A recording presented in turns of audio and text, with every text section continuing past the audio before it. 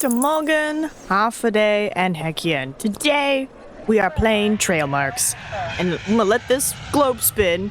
One, I'm super excited because it's like Carmen Santiago, right? It's like, pop quizzy, adventure-y, and like, it's Earth, it's asking trivia, so it's kind of fun. And I was like, it said it had like 120 plus trivia questions of all these places around the world. So I'm just like, maybe Guam will be on the map? And then I saw the globe spin, and I was like, wait a minute. So, like, Las Palmas is there. I wanted to spin again so I could show them. Spin! Well, if I saw correctly, you don't see Guam. It doesn't have a little, like, boop, boop. Which I'm just like, oh, Guam has some fun trivia facts. Do it. Spin. Why would you spin? See my little hand here. Please let me spin. Oh, I probably should open my cheat chat on my phone. That might help. Let me open the chat on my phone. I got so sucked in. All right. Well, I guess it spins randomly. All right. So we got new adventure, field agent, author. Let's see. Nothing. All right. We'll go do a tutorial. Oh. Okay. Your assignment and what it entails, generally speaking. Can I make this bigger? Nope. Alright, your mission, circumnavigate the globe and verify travel guides. You're starting with an empty travel account and no visa clearance. It is what it is. Budget cuts. The following memoranda explain how everything works. Please read them. I'm not filling out Agent Stranded in Pacific forms again. I like Martha. General direction. Travel all the way around the world and return to home base. East or west, your choice. Just complete the loop. This isn't a holiday, well it is on paper, but you're verifying facts, building handler relationships, and representing trail marks in the field. The globe shows you progress. Keep moving in roughly the same direction. You'll know when you've made it back. Establishing a home base. You need somewhere to return to, get a perfect score on a quiz, and you can establish that city as a home base.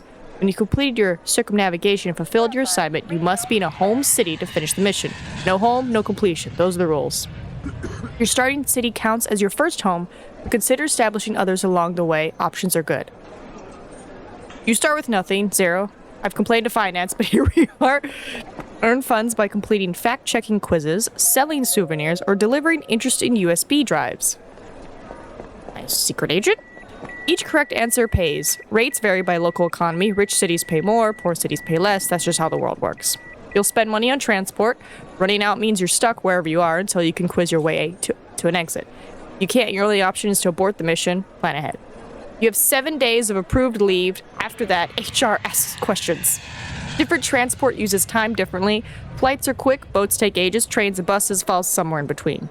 You can earn additional days through achievements. When that happens, I'll submit the TM7B on your behalf. I have a stack pre-filled just in case. But don't count on it. Start with the assumption that time is limited, because it is. 4 ways to travel. Choose based on the budget, time, and how you're feeling. Flights, trains, boats, buses. Let's see, your psychological state and my concerns about it. This job takes a toll. Your mood meter reflects your mental state. Flights tire you out. Buses crush your spirit. Boats and trains help. Bombing a quiz doesn't feel great either. And if customs catches you with contraband, well, if your mood hits rock bottom, you cannot travel. You're stuck until you recover. Click the mood meter anytime for a full psych evaluation. I write these myself, possibly too invested, but I like to check in. Our handlers and their various idiosyncrasies. Our specialists, 10 of them, each covering a different domain: food, architect, politics, nature, culture, and so on. They set the quizzes. Do well on a handler's quiz, gain standing with them. Standing unlocks visa access to countries. Each country requires clearance from specific handlers. You'll get to know them. I'd say more, but Agent Volkov reviews these memos, and he has opinions about what goes in writing. Agent Volkov? Visa requirements and why you can't just go anywhere. Every country requires a visa, no exceptions. Budget cuts affected diplomatic relations too, apparently. Each country needs standing with specific handlers. Hover over a city to see requirements. Some need 1 handler, some need 3, some need a lot of standing. When you finally unlock a country, the city names will turn black on your map. Start with easy countries nearby, build standing, expand your range. The Pacific's crossing will require planning and savings. Fact-checking. Your bread and butter. Each city offers quizzes from handlers stationed there. True or false questions and the topics are revealed when you arrive. Every correct answer earns money and builds standing with that handler. Get them all right, earn a bonus, and the option to establish a home base. Do poorly and your mood suffers. Get everything wrong and you risk aggravating the locals enough to make you a persona non grata. It's happened. Standard assignment, 5 questions. Build your standing with the handler and they'll send longer briefs. More questions means more money. Also, more questions means more ways to go wrong. Special missions and why you should probably do them. Occasionally you'll see special assignments, specific quizzes in specific cities with up to 15 times the normal reward. Worth a detour. These appear in nearby cities. Look for them in the city card spread. They're marked. I flagged them personally. You're welcome. The system wanted to automate it, but I insisted on manual review. Quality control. Unpredictable consequences. Wow, this is a long tutorial. But it's good. Each city has the guidebook. Use it to explore the city and see what happens. Travel is unpredictable. Things occur. Good, bad, or strange. You might find money. You might get pickpocketed. You might get invited to a wedding by someone you met 2 days ago. Keep exploring and your mood will almost certainly improve eventually. When things feel dire, sometimes wandering around is all you've got. USB drives. Some items increase in value the further you carry them from where you brought them. USB drives mostly, many of which have very interesting content. Buy low in one region, sell high in another. It's not officially part of your job, but it helps fund the mission. We look the other way. Fund the mission. A word of caution, delivering high-value drives can attract attention. You might trigger sudden death rules in that city. Or worse, persona non grata. Remind me again, what does persona non grata mean? Person of interest? I mean, what does persona non grata mean? An unwelcome person. There we go. So how is that worse than a death sentence? Oh well. Local items with dual purpose. Use them to boost your mood when times are hard, or sell them for profit if you find the right market. Different souvenirs have different effects and values. Some are cheap, some are not. Pick them when you can afford to. You'll be glad you did when you're stuck on a bus through the desert or broke in Tokyo. Achievements. Complete certain milestones, visiting regions, passing quiz thresholds, unlocking handlers, and earn rewards. Most importantly, achievements can unlock additional vacation days. More time means more room for error or ambition. Check your achievements panel. Sometimes things go wrong, very wrong. You get banned from a city or country. It happens. Causes include completely failed quizzes, random misfortune, local ordinance violations, suspicious deliveries. Bans can be lifted, but it requires calling in favors from Agent Volkov, which requires standing with Agent Volkov, which requires finding Agent Volkov. It's not in many places. Don't be surprised if you have to figure this out yourself. Sudden death rules and why Bauhaus finds them elegant. Sometimes quiz conditions change. Sudden death means one wrong answer ends the quiz immediately, but get them all right and rewards double. Okay, so it's not like actual sudden death. This can trigger randomly through high-value deliveries, or you can invoke it yourself if you built enough standing with Bauhaus. He finds it structurally elegant. I find it stressful. High risk, high reward. Your call. The completion inquiry and whether you're ready to come home. When you think you've done enough, circumnavigation complete, assignments fulfilled, open the completion inquiry from the menu. It will tell you if you're ready to finish. If you are, and you're in a home city, you can complete the mission. If not, it'll tell you what's missing. You can also abort the mission there if things have gone terribly wrong. No judgment. Well, some judgment, but mostly paperwork. Final summary and my sincere hopes for your safe return. Earn money through quizzes, build handlers sending to unlock visas, manage your mood and time, circle the globe, establish a home, don't get stranded. The world is large, your resources are limited, and the previous fact checker made a real mess of the Indonesian section. No pressure. What did they do? Good luck out there. Check in when you can. I worry. Martha. P.S. If you see a limerick pinned anywhere, that wasn't me. A limerick? Okay, sure thing, Martha. Okay. New game. Welcome to Trailmarks. Welcome to your new tour. We're delighted to have you verifying information across the globe for our travel guides. Choose a credible cover story and begin. The facts are out there. Level 1. Travel has less negative effects on your mood. More quizzes about animals or computer games. No alcohol allowed. Level 1. A second home in Dubai plus 7 days. Wow, these are all like level 1s. Okay. Well-placed friends allows visa-free travel. Can decrypt secrets for a mood boost. 2,000 in start allowance. No special requirements or abilities. Explore the world freely. I'm gonna try Young Adventurer. Oh. Okay, welcome home. Chicago. Grab the old check it out for 20 seconds. Questions about Second City comedy legacy in Chicago. That travel deals. Okay, so these are the different handlers. Architect. Oh, I like the music already. Explore the iconic skyscrapers, architectural styles, and historical buildings that define the cityscape. Let's see. Standard field verification. Fact check target. Hip hop and rap scene Denver, United States. Field classification tours. Reward. Bonus multiplier. I guess I could say yeah, or make my way to Denver. I'm gonna say accept. We're gonna see if we can make our way to Denver. Chicago's iconic culinary invention and food tradition.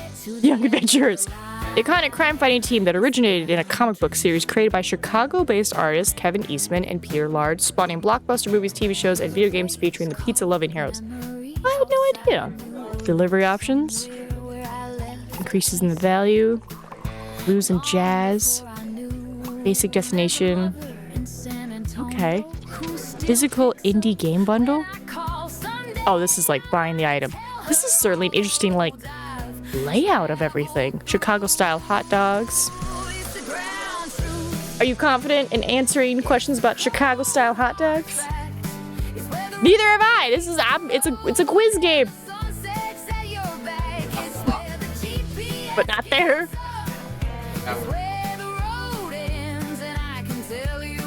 Understand. All right. Let's see what else we got. Chicago Blues Harmonica. Organized crime history. Detroit. Okay, I'm gonna say accept. Okay, so we can accept multiple things. Wow. I think this is like other people who've played. Wow, somebody got 79 correct questions here. That's impressive. Okay. Well, I guess we'll just give it a start. We're deep dish pizza culture. Yeah, let's start with something maybe a little easy. Let's try the turtles. Leonardo always wears blue and carries twin katana swords. Oh god, I don't know my turtles. Oh no, I don't know my turtles. I want to say yes. Hold on. There's... Hold on. I was like, I have magic cards. Hold on. Hold on. Don't judge me. Yeah, because I know Raph is the red turtle, but I always get the others confused. Let's see. It's spinning. Wait, it's spinning. Hold on. Keep spinning. Oh, I wanted to see if I could see Guam. Hold on. Hold on. Looking at my magic card.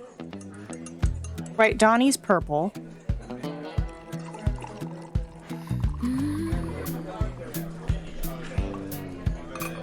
No. Yeah. Michelangelo's orange, because Raphael's red. Leonardo is blue. Is it twin?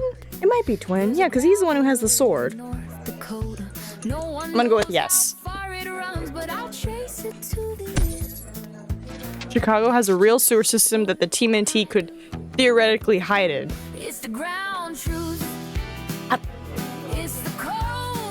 I mean, like, yes, they have a sewer system, but could they theoretically live in it? Yes? Chicago's Navy Pier is longer than 2 football fields. Seems like a yes. Chicago has more than 200 parks within the city limits.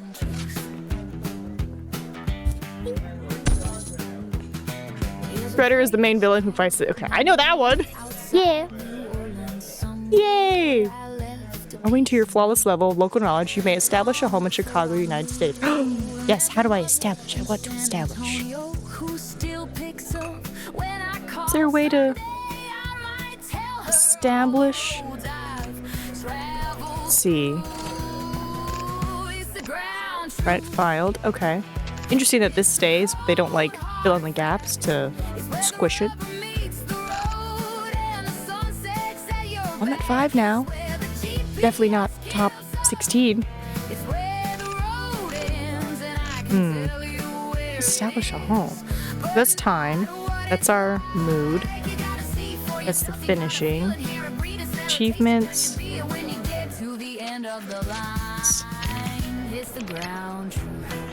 Oh, it just like brings you back? Okay, interesting. Oh, it squishes everything together. Okay. It also looks like it shuffled it. Alright, let me try some hot dogs. Chicago hot dog stands must serve hot dogs on sourdough buns by city law. Oh my goodness. I want to say... Oh? Chicago-style hot dogs feature sport peppers as their signature spicy element.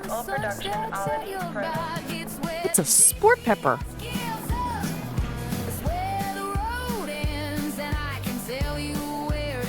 No? Sport peppers, small, bright green peppers, are the traditional hot pepper used on authentic Chicago-style hot dogs. Tomato wedges are a traditional topping on Chicago-style hot dogs. Say no? No, fresh tomato wedges or slices are a classic and essential topping on authentic Chicago-style hot dogs. I'm learning so much about hot dogs today. Tomato wedges on a Chicago-style hot dog. That's authentic. Never heard of it. Yeah, an authentic Chicago-style hot dog never includes mustard as a topping. I feel like that's true. I feel like that's a thing. Yellow mustard is actually a traditional topping on Chicago-style hot dogs, along with onions, relish, tomatoes, pickles, peppers, and celery salt. Celery salt. Chicago-style hot dogs originated at the 1893 World's Columbian Exposition. Yes? Nope. While Vivian Beef was founded in 1893, Chicago-style hot dogs developed gradually through local food culture, not specifically from the World's Fair. Ew. Get all right to rake up. Chef Isabella's just like, you know nothing of food. Oh, I got frowny faces.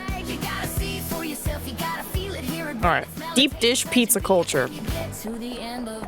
The crust of deep dish pizza is made primarily with cornmeal rather than traditional wheat flour. No. While some recipes include a small amount of cornmeal for texture, deep dish crusts are primarily made from all-purpose or bread flour. Spinach and feta is a traditional topping combination found on classic Chicago deep dish pizzas. I want to say yes. No! Traditional deep dish focuses on meat toppings like sausage and pepperoni. Spinach and feta are not characteristic of classic Chicago deep dish. Deep dish pizza originated in Chicago during the 1940s at a restaurant called Pizzeria Uno. No. Dang it! Pizzeria Uno, founded in 1943 by Ike Sewell and Rick Ricardo, is credited with inventing deep dish pizza in Chicago. The Chicago Pizza Pie Foundation is an official organization that certifies authentic deep dish pizzerias. I would say yes. God dang it. No such official foundation exists. Deep dish pizza recognition is based on historical reputation and industry recognition rather than formal certification. Deep dish pizza must be served immediately after baking or the crust will become soggy. Is that a no? I feel like the whole point of a deep dish is like, it's like a bowl, right? Like it holds everything. Right? So I'm gonna say no. Yeah, we got one! I think I'm gonna get stranded so fast. Let's see, basic destination for Trailmarks tourist guide readers. Ooh, sports legends. I know nothing. Babe Ruth is the all-time leader in the home runs in Major League Baseball. Me? Yeah. Me? Nope. Barry Bonds is the all-time leader in home runs in Major League Baseball, not Babe Ruth. Billie Jean King is considered one of the greatest female tennis players of all time. I don't know anything about sports, so I'm just gonna say sure. Yes. Serena Williams has won the most Grand Slam double titles in the Open era. Okay, I said double, because I was like, I want to say yes, if not her, then maybe her sister? Serena Williams has won 14 Grand Slam double titles, but not the most in the Open era. What is the Open era? Kobe Bryant was the first player in NBA history to score 80 points in a single game. That sounds right. Dang it. Kobe Bryant scored 81 points in a single game, not 80. Usain Bolt holds the world record in the 100-meter dash. I thought somebody recently beat him. When was this made? Yeah. Right. Doing okay. Bad mood. Check this out. We're good. We're just like a little... Where am I at right now? I'm in the middle. I'm fine. I'm okay. Whoa, whoa, whoa, whoa, whoa, whoa. Whoa, whoa, whoa, whoa. What is this? No. No, give me back my stuff. Hold on. Hold on. What? Whoa. Hold on. There we go. Okay. Okay. I was like, where'd my thing go? Now I understand how to move around the cities. Yeah, let me finish answering all my questions. Hey, went on a discount. Alright, let's do some architect. The international style of architect emphasizes form over function. I mean, it says style, so... The international style of architect, which emerged in the 1920s, is characterized by a focus on function and the use of modern materials and techniques. Deconstructivism is a postmodern architectural movement that emphasizes the fragmentation of form. Yeah? Postmodernist architect rejects the principles of modernist design. Yeah? Gothic architect is known for its use of pointed arches and vaulted ceilings. Yeah? Parametric design is a computer-based approach to architectural design. I want to say no? Oh! Parametric design is a digital design approach that uses algorithms and computer software to generate and manipulate complex, customized architectural forms. I was thinking like more math-based. It's alright to rank up. I've tried. Bauhaus, I've tried. Alright, let's do Second City Comedy Legacy. The Second City main stage has hosted a resident orchestra that accompanies live sketches every performance. I could see it. Nope. Second City uses live musicians and sound effects, but does not maintain a resident orchestra. Musicians vary by production. Mike Myers created the character Wayne Campbell exclusively for Second City before it appeared on SNL. Yeah? Nope. Myers performed at Second City but developed Wayne Campbell specifically for SNL and did not originate at Second City. Amy Poehler performed at Second City before co-founding the Upright Citizens Brigade in New York. Maybe? Tina Fey performed at Second City before becoming a writer and performer. Yeah? Second City offers an improv training program with levels ranging from 101 to 401. Okay, here we go. Alright, let's do blues and jazz. The Great Migration brought thousands of African Americans from the South to northern cities like Chicago between 1960 and 1970, significantly influencing blues and jazz development. Yes? 12-bar blues is the most common chord progression structure in blues music. Miles Davis recorded the album Kinda Blue in 1959, which became one of the best-selling jazz albums of all time. Ella Fitzgerald was renowned for her scat singing technique, which involved singing nonsense syllables over instrumental passages. Syncopation, the emphasis of offbeat rhythms, is a defining characteristic of both blues and jazz.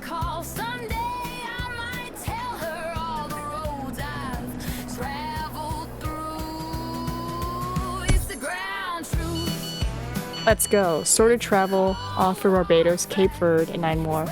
Seems real. Yay! My standing boosted. Okay, so I got some visa stuff. Thank you. And I think we have one left, which is the organized crime. Costello Paul trial of the 1980s resulted in the conviction of John Gotti for racketeering and murder. Maybe?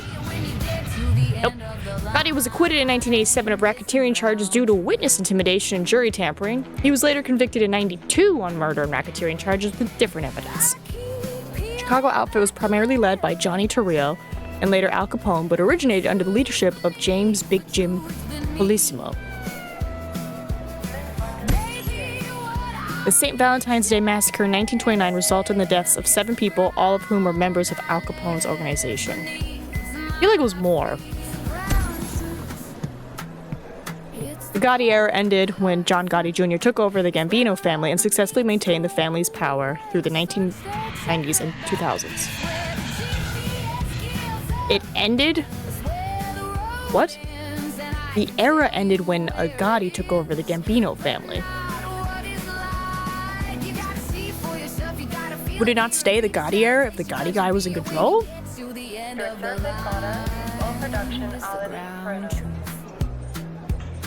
No?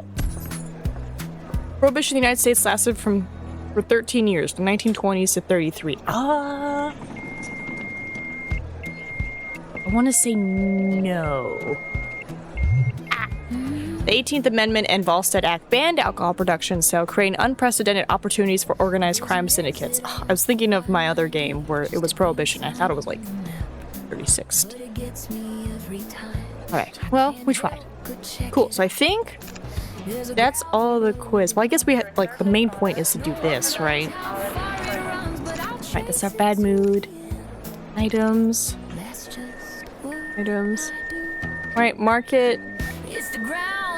Taxed, mood. It's taxed in Brazil, but there's a market for it everywhere. That's a lot of money. It's a lot of money. Got so many wrongs. Look, this person, they got 79 right and 16 wrong, and I'm at 23 right and 17 wrong. Oh, but let me do a little boop. If I get like maybe one more right, I can enter the little section for Chicago. Alright, let's do our travel information. Chicago's nickname, the Windy City, comes from its weather patterns. Yeah? Nope. The nickname likely originated from Chicago's boastful politicians in the 1800s who were said to be full of hot air, not from actual wind conditions. Chicago-style hot dogs traditionally include ketchup. No. Locals must whisper when visiting Navy Pier to avoid disturbing lake spirits. Chicagoans must register a pizza preference with city authorities. Oh. Oh, did you hear it? Locals must pay a skyscraper tax when entering downtown buildings over 80 stories. No. Okay. I think that's all the quizzes. Right? These are travel deals, distance borders. Increases in value as you travel and cross borders. The more valuable it gets, the more likely you are to get stopped at borders. Can start drama when delivered. Let's not start drama. Let's not. Alright. So, do this, and we're gonna... Well, hold on. Let me go back to here. So how do I establish a home city? Does it just do it automatically?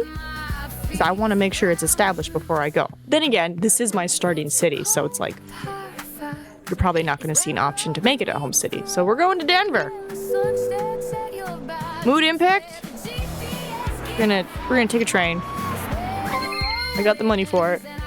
We're in Denver. All right. Free? What? To Arizona. Interesting. Also free. Quizzes. This is it. 5 times the bonus. Hey, okay. Wow, oodles of quizzes. Okay. Rocky Mountain wildlife. Rattlesnakes in the Rocky Mountain are found at elevations above 10,000 feet. I feel like you can find a snake anywhere, but... No! Rattlesnakes prefer lower elevations and are rarely found above 8,000 feet because it's too cold for them. Oh, yeah, that's right. It does get colder. Well, good to know. If I'm above 8,000 feet and somebody's like, a snake, I'll be like, impossible. Wolves were reintroduced in Colorado in the year 2000. I think the year is off. Woo? Nope. wolves have not been officially reintroduced to Colorado. They naturally dispersed from Wyoming, New Mexico in recent years. Pikas are tiny rabbit-like animals that live in high, rocky mountains and make hay piles for winter. I don't believe the hay pile part, because I'm like, if you're high in the mountains, where's their hay? Dang it! Pikas gather and stack dried plants and grass in summer to create food storage for the long, harsh mountain winters. That's what I said. I was like, they don't make hay. Okay. Listen here. Marmots whistle to warn other marmots about danger. Do they whistle? I thought they chirp. I might be thinking of a different animal. Today I learned Nina knows nothing.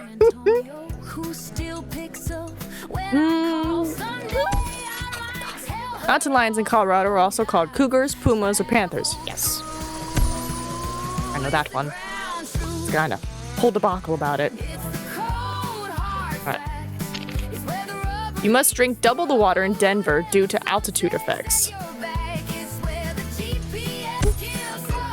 Denver has a restaurant where you can legally eat rattlesnake meat. That feels like something. Denver residents perform the mountain salute when greeting visitors. Locals call jaywalking mountain crossing, and it's culturally acceptable downtown.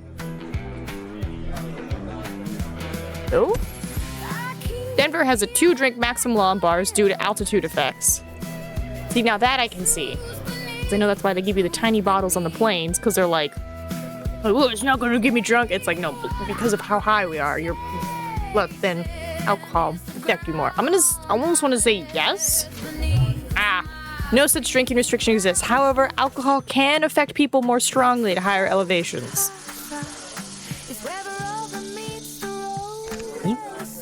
Gold Rush legacy, founding and growth during the 1859 Colorado Gold Rush and its role as a frontier boomtown.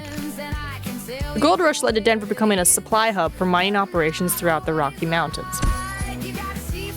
The Gregory Diggings located near Central City were among the richest gold deposits found during the Colorado Gold Rush. Most prospectors who came to Denver during the Gold Rush traveled by covered wagon exclusively. I feel like they came anyway. 59ers was a term used to describe prospectors who rushed to Colorado in 1859. Denver's transformation from mining camp to city was primarily driven by agriculture rather than mining profits. Kenya, 2 more never seen. Great start in the book for you. Yay! Well, I got the things right, so can I make it a... Ooh, maybe it's like, it doesn't have to be them. Like, it has to be like a local quiz that you have to get all right in order to make it a home. Alright, modern art museums. Godism emerged as a direct response to the devastation and absurdity of World War I. The Museum of Modern Art, MoMA, in New York opened in 1929 as one of the oldest institutions dedicated to modern art in the U.S. Sounds right. Abstract Expressionism was primarily an art movement that originated in Paris, France during the 40s. Nope. It was primarily an American movement centered in New York City during the 40s and 50s, featuring artists like Jackson Pollock and Pop art emerged and rejected the emotional intensity of abstract in favor of commercial imagery. Is that where the soup can comes from? The Campbell soup can and the Marilyn Monroe thing? Surrealism as an art movement was directly influenced by the theories of Sigmund Freud regarding the unconscious mind. I want to say yes, but I'm like, wasn't Dolly super into surrealism? Nice. Okay, so in order to increase your standing, you have to get all right. All the questions correct. Craft beer culture. Craft beer enthusiasts often participate in beer crawls to visit multiple breweries in a single day. Yes. Craft beer enthusiasts often refer to themselves as hopheads. What is it? All the IPAs?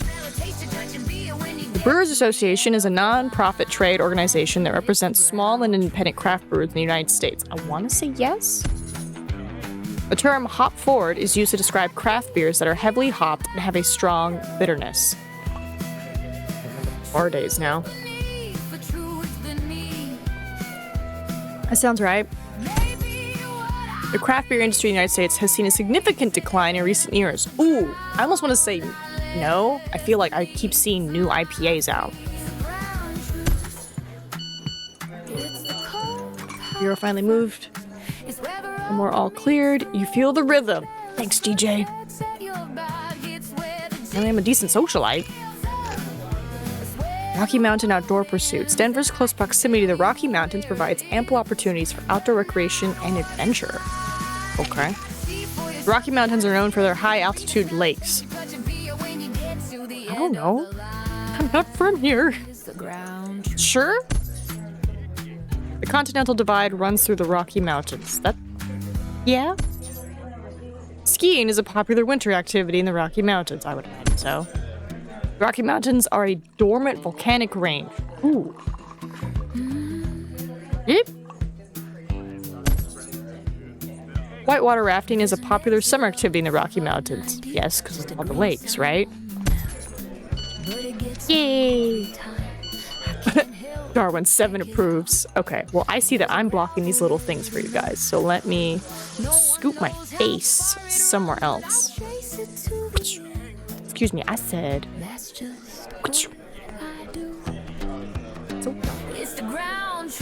What I need it. There we go.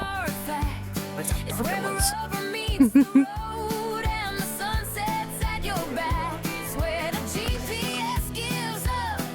more quizzes. You don't necessarily have to stay. You could just move on. Number 4, Denver. Way to go, Nina. I know, I'm doing so good. All right. Red Rocks Amphitheater. The amphitheater's stage platform is positioned exactly 40 feet from the nearest rock formation for safety reasons. While safety distance exists, the exact 40-foot specification is not documented center at the venue. Visitors can hike the Trading Post Trail, a 1.4-mile loop around the amphitheater grounds. Red Rocks requires performers to wear specifically designed red boots to protect the formations. I don't think it has to be red. Red Rocks sits at elevation above the sea level. Red Rocks sits within the Red Rocks Park, a 640-acre public park. I'm guessing. Alright, cannabis industry and legalization. Denver residents can smoke cannabis in public parks without penalty. I feel like it's still like a smoke at home kind of vibe. Colorado legalized recreational cannabis through voter approval. You must be 18 to purchase. Oh. Colorado requires customers to be 21 years or older to purchase recreational cannabis, matching federal alcohol regulations. No. Denver dispensaries must close by 8 every night by state law. I could see that being a thing. Denver dispensaries can operate until 10 on weekdays and midnight on Friday and Saturdays, depending on local licensing. Sorry, Agent Volkov, but hey, you found him! It's just like, who's this fool? Who is this person who doesn't know anything? The Roots are a hip-hop group known for using live instrumentation rather than samples exclusively. Ice Cube was a member of... I want to say yes. Nas released the critically acclaimed album Illmatic in '94, which is considered one of the greatest hip-hop debuts. Yes? The Wu-Tang Clan is primarily associated with West Coast hip-hop scene. Denver, so... West Coast? I knew it! I was like, no! It originated from Staten Island. Making the central figures East Coast. I was like, that doesn't sound right, but I was like, oh, maybe W. J. Cole is signed to Def Jam Records exclusively. Nope. He founded his own record label, Dreamville Records, under Rock Nation, and is not exclusively signed to Jeff Dam. Ooh, was it 9 or was it more? I remember, because there was that interview he did, and what's her name was like, you can feel the bullet in his tongue, and she was like, what? And then they did it, she was like, oh my god. And I think like that, like, changed how he talked. Was it 9? maybe? +1 from standing. Oh, nice. Okay, so because I have standing with them, you get like a little +1 point. Okay. Thanks, DJ. Let's see. Denver to Phoenix.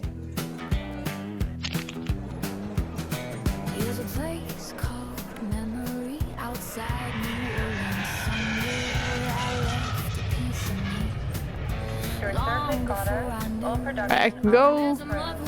Wait, can I look? Right, because here's Hawaii. They don't have it. You know what goes right here? You know. You want to know what's right here along this ridge that you can't see? Guam. This big old, like, part of the ocean that's a big old ridge, that's the Marianas Trench. What's right next to the Marianas Trench? Guam. So whenever I tell people it's right here, it's like easy. Because you got Tokyo, or not Tokyo, but you know. You got Japan, you got the Philippines, and then you have Australia, or Papua New Guinea. And it's just like the right side of Papua New Guinea, and then like right side of Japan, and then like middle of Philippines, pretty close to almost straight with Manila. We're probably like right here. So it's just like you triangulate that and boom, Guam. Does that mean I can't fly to Guam? You got all these little guys. I can't fly to Guam. Well, they said what? If it was black, that means I could go there. But if it's red, I can't go there. Cool. All right. Well, let me get back to this, because it said free. The gate, 4 hours. Free economy, that's not bad. And by going there, you get more quizzes, which could get you more stuff, which can unlock more things. Phoenix, it's not good move. It's also 16 hours. Number one. Not for long. Not for long. All right, let's go to Phoenix. Because the point is to go around. Sophia Cruz. All right, Native American tribes. The Navajo Nation is the largest federally recognized tribe in the United States by land area. The ancestral Pueblons, formerly called Anasazi, built cliff dwellings formerly in the Four Corners region. That sounds right. The San Carlos Apache Reservation is located in Arizona.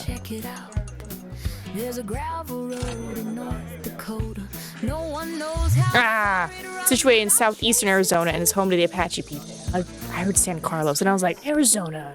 I was like, maybe one more state over. Mesa Verde in Colorado was built and inhabited by the ancestral Pueblos. The Iroquois Confederacy was primarily located in the southwest United States. Also called Haudenosaunee, was centered in the northeast, particularly in present-day New York. Not bad.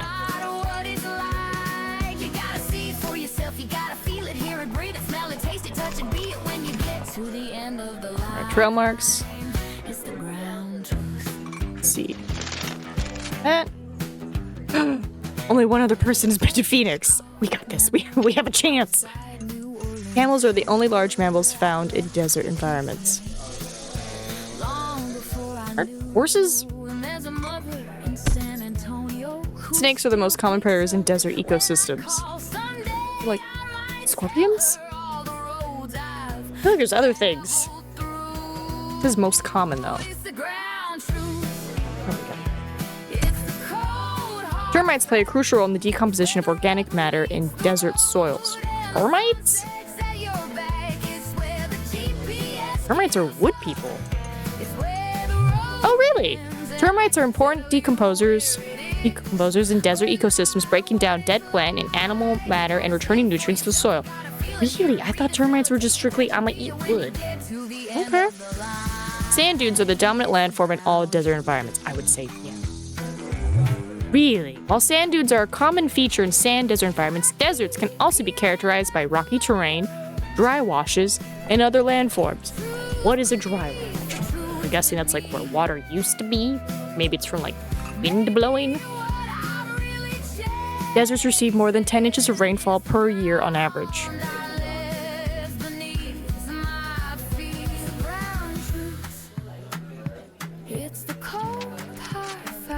Yeah!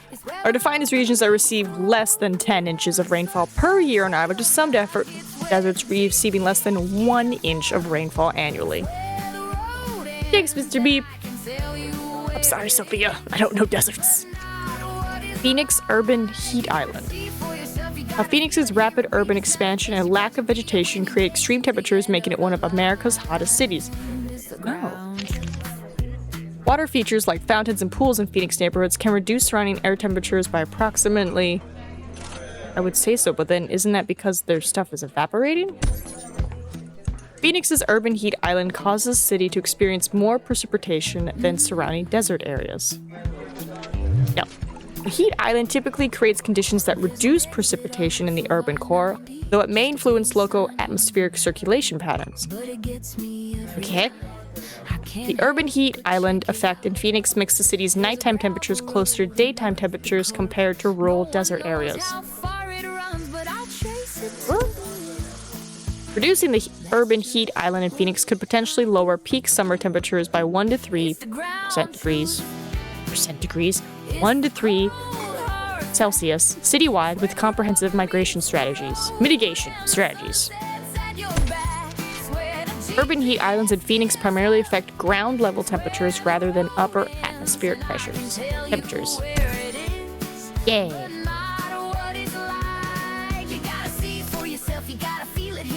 Alright, desert heat superheroes. Marvel and DC heroes who battle villains in scorching desert landscapes similar to Arizona's iconic terrain. What?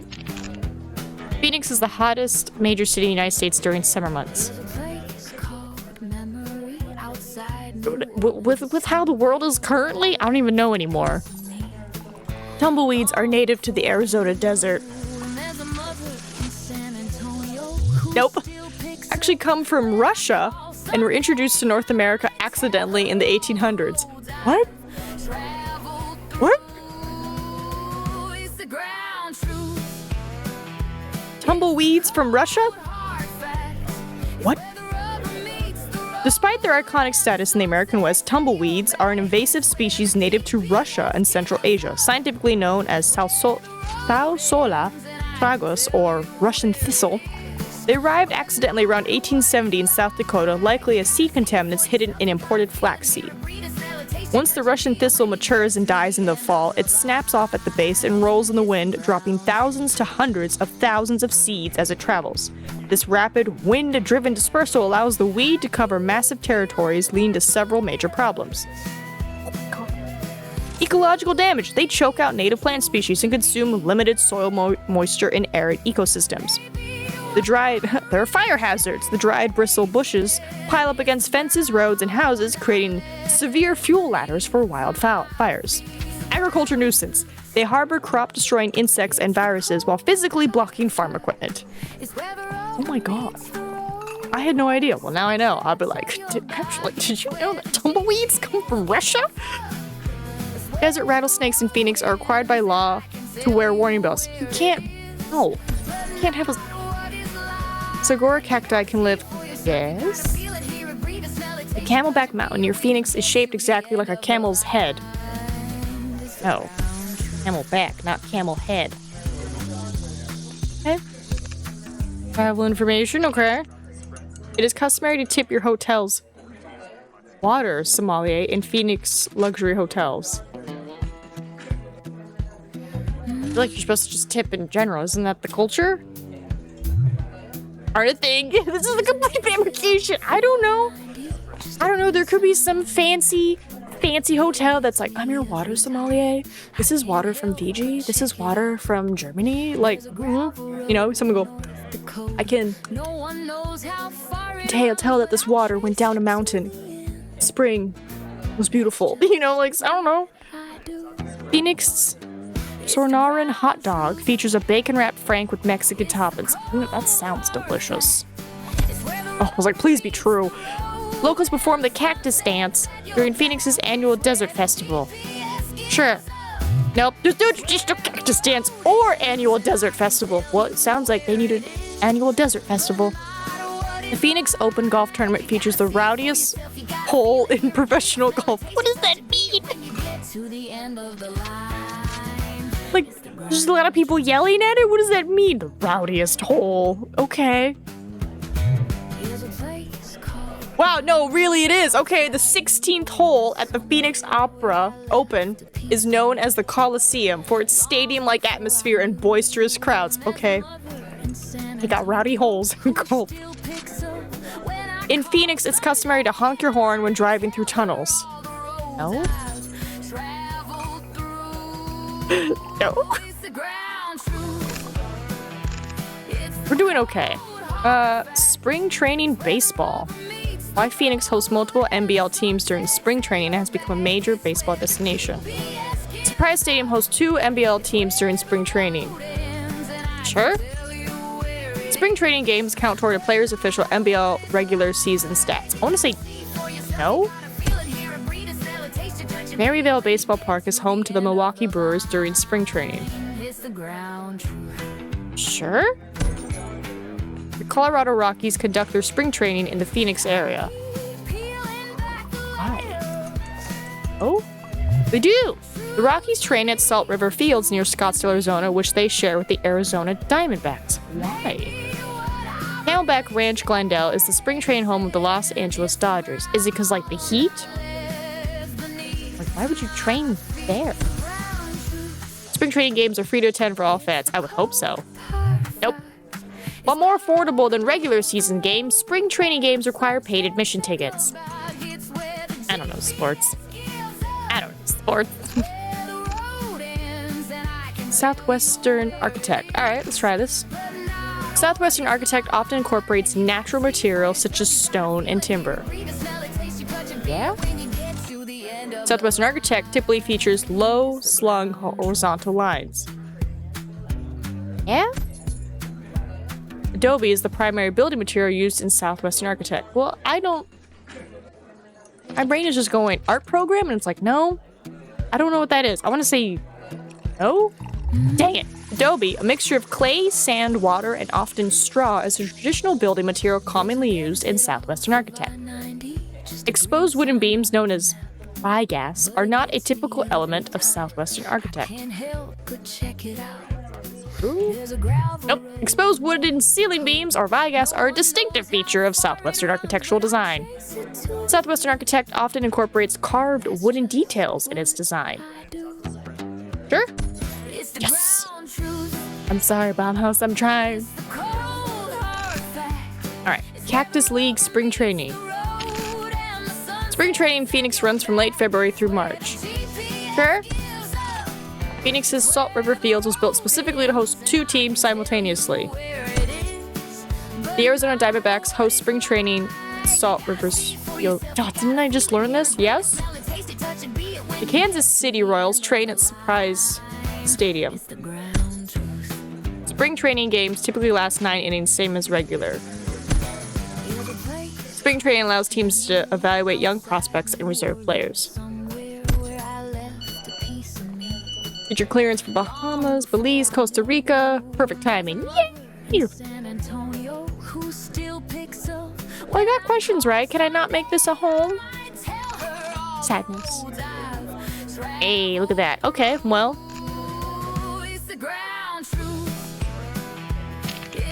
Well, I got a mission in Vancouver, but I need a visa. Do you know what's near it? Seattle. Take a train! And then Seattle back to Denver? No. This. I don't even know if I will be able to, like, go around. We'll see how we do. Seattle's Pike Place Market, famous for its fish-throwing vendors, opened in 1907 and predates the modern tech industry. What now? Valve Corporation, creator of the Steam gaming platform, was founded in Seattle in '96. The dot-com bubble burst in 2000 and had minimal impact on Seattle's tech company. T-Mobile USA has headquarters in the Seattle metropolitan area. Graphical User Interface, GUI, was invented by Microsoft researchers in Seattle. While Microsoft popularized GUI with Windows, the concept was pioneered by Xerox Alto and later refined by Apple. Microsoft adapted and commercialized the technology. Dang it, Trader Tom. I'm sorry. Well, I'm gonna start from the back and then work my way. The Space Needle has hosted over 50 million visitors since opening. Probably. Visitors must remove their shoes before entering the Space Needle. No. You can bungee jump off the Space Needle. No. Space Needle was originally painted bright orange. Wait, now when you say this, I can see it. But at the same time, my brain's like, no? The Space Needle is 605 feet tall. Go. Owing to your flawless level of local knowledge, you may establish your home. Yay! How do I establish them? Right, like, how do I establish?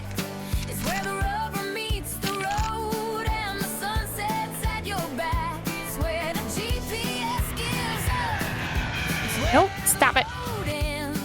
Well, we can go to Honolulu, so even if I can't do my mission, I can at least get over there.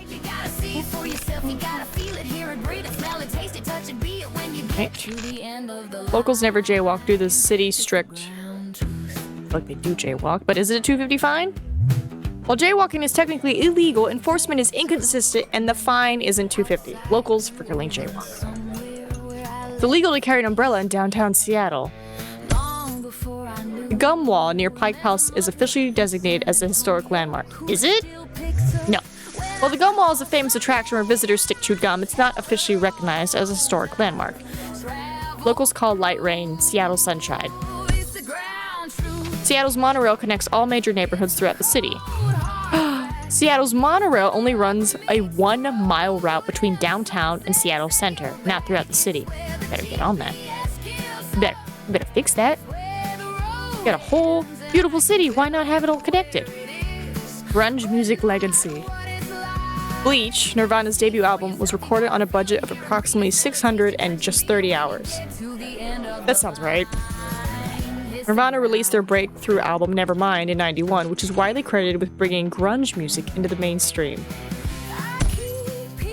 The Sub Pop record label, founded in '86, played a crucial role in promoting Seattle grunge bands to international audiences.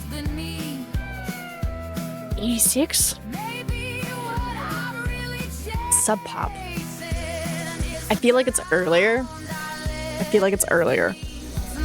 Dang it.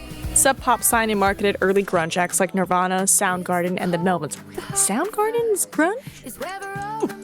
Essentially creating the commercial infrastructure for the genre's explosion. Kurt Cobain was the lead singer of Pearl Jam, No, my boy was Nirvana. Alice in Chains was primarily a 3-piece band throughout their original run. Is it?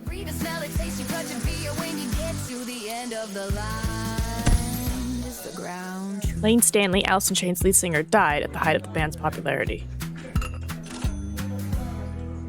Don't know. No, he died in '02 from a drug overdose. He had struggled with addiction for years before his death. Sorry, DJ Rio. I'm not a socialite. Pike Place market culture. The market's original farmers' stalls occupied only the top level of the current structure. Top level? Post Alley, adjacent to the market, houses specialty shops and restaurants. I don't even know where we are, but I'm guessing this is a thing. The market hosts a New Year's Eve countdown. Sure. No! Pike Place Market doesn't host an official New Year's Eve countdown. Seattle's major celebration occurs at Pioneer Square. Well, maybe you can host it there too. The market features an underground tunnel system connecting all vendor stalls for efficient restocking. I would love that. Is that true? Oh. While Pike Place has multiple levels and some below-ground areas, there is no comprehensive underground tunnel system for vendors. It did. Pike Place opened in 1907 and was named after the street it occupies.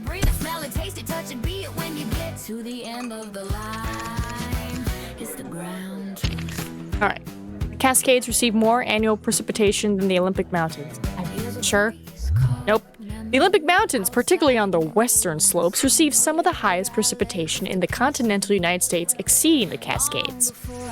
Kayaking in Puget Sound requires a permit that costs more than... I want to say yeah, because it's dangerous, right? Nope. Kayaking in Puget Sound is generally free or requires minimal fees. Many areas allow recreational kayaking without daily permits. Ski season at Snoqualmie Pass typically runs from December through March. 1. Mount Rainier, visible from Seattle on clear days, is the tallest peak in the Cascade Range. Yeah? The Wonderland Trail circumnavigates Mount Rainier and covers 93 miles. Pacific Crest Trail runs approximately 20... Ooh. Yes? I know a little bit. Coffee culture. First Starbucks store opened in New York City, not Seattle. Sure? Nope. Opened in Seattle, Washington, 71. The term cold brew refers to a coffee drink made by steeping ground coffee in hot water. No. The term barista refers to a professional coffee server in a coffee shop. No. The term third wave coffee refers to the focus on the origin and quality of coffee. Third wave coffee? Sure. The term latte refers to a coffee drink made with steamed milk and espresso. Yes? I don't drink coffee. I don't know.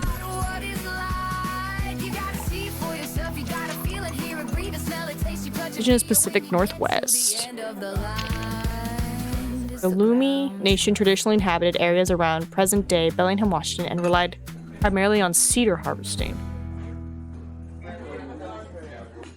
Nope. While the Lumi harvested cedar, they primarily relied on salmon fishing, hunting, and marine resources harvesting as their sustenance base. Ooh. Tlingit, Haida, and Tsimshian peoples are primarily located in the Inside Passage region of present-day Alaska and British Columbia. Tantalum shells served as a form of currency and wealth indicator among Pacific Northwest indigenous peoples. Tantalum shell is, but I could be like, yeah? Indigenous peoples of the Pacific Northwest developed a three-sister agriculture system similar to eastern woodland tribes. No.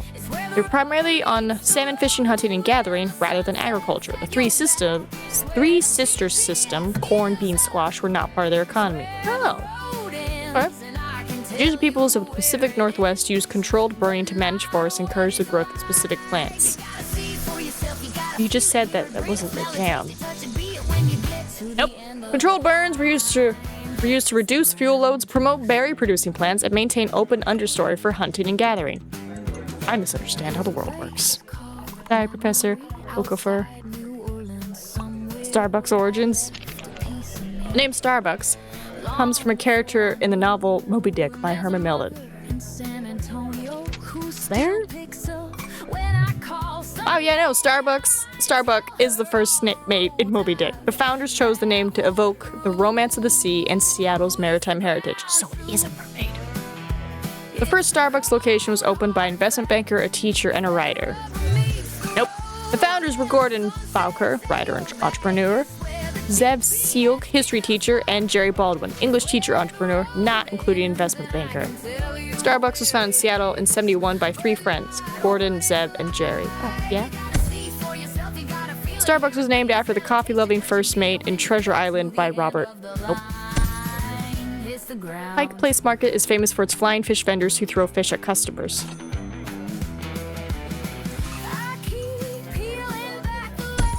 Yeah. Starbucks introduced the Frappuccino as a blended iced coffee drink. Did they? Did, okay. Alright, well that's Seattle back to Denver, and that's where I came from, so, no. Alright, I had a thing over there, but not happening. So now, we're gonna go to Honolulu. I have plenty of money, we're gonna...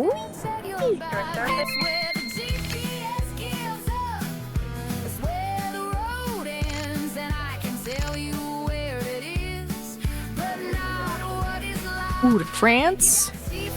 France. Okay, they're both free. Interesting. It's like my seat is different, my gate is different, but they're both going there. Oh, hold on. To France. Oh man. I mean, I'm technically going over. Would that even count? Also, it doesn't look like I can even go to France. It's somewhere in here. Like, would that count? It's technically not going around. Don't know. That would count. Guess we'll find out. All right, let's see if we can like open anything else along the way. We got 6 days. We're doing great. Shaka signs are legal to make while driving in Honolulu. It's a shaka sign. Honolulu's Chinatown hosts the largest night market in the Pacific. No, as markets, it doesn't host the largest night market in the Pacific. Honolulu's official city bird is the Hawaiian monk seal. Sound like a bird? Saying mahalo when leaving a restaurant is considered rude in Hawaiian culture.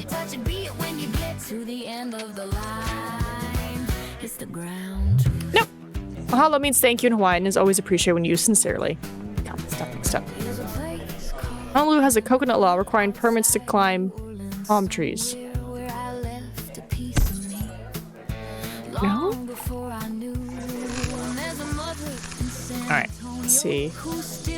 Japan, Mexico, EU, Singapore, Australian. 100% employee discount. Yeah. Oh. What do you mean it's full?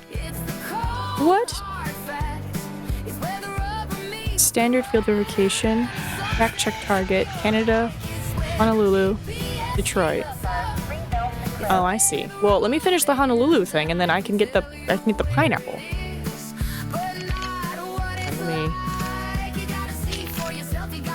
The cutback is a surfing maneuver that involves turning sharply back toward the wave's braking section. True? The International Surfing Association was founded in '64. Beach tennis requires the same net height as indoor volleyball. Yeah. No. Beach volleyball nets are set at 7 feet 11 inches for men and 7 feet 4 inches for women, while tennis nets are 3 feet 6 inches high. Really? Okay, well then, we just played on the same court then, I guess. Surfing was an Olympic sport for the first time in the 2020 Tokyo. Ooh, was it? I don't remember surfing, but I can see it. Bodyboarding requires a surfboard that is typically longer than 6 feet. Yeah, because that's huge. No. Bodyboards are much shorter. Typically 33 to 43 inches long and are ridden by lying on the stomach rather than standing. Wetsuit was invented in Hawaii in the 50s. I can see it. Nope. The neoprene wetsuit was invented by Jack O'Neill in California in '52 to allow year-round cold water surfing. I just knew nothing. Cool, and now we have room. And now I get pineapple. I have a pineapple. Alright, Hawaiian monk seals. Endangered ocean mammals found in Hawaii's waters that are featured in local conservation efforts and wildlife affairs. A group of Hawaiian monk seals together is called a pod. Nope. A group of Hawaiian monk seals hauled out together is called a haul out, while a group in water is sometimes called a colony, not a pod. Hawaiian monk seals sleep in the water like dolphins do. No, they're a seal. Baby Hawaiian monk seals are called pups and stay with their mother for about 6 weeks. Hawaiian monk seals eat only fish and never eat other sea creatures. Hawaiian monk seals have spots or stripes on their fur like leopard seals do.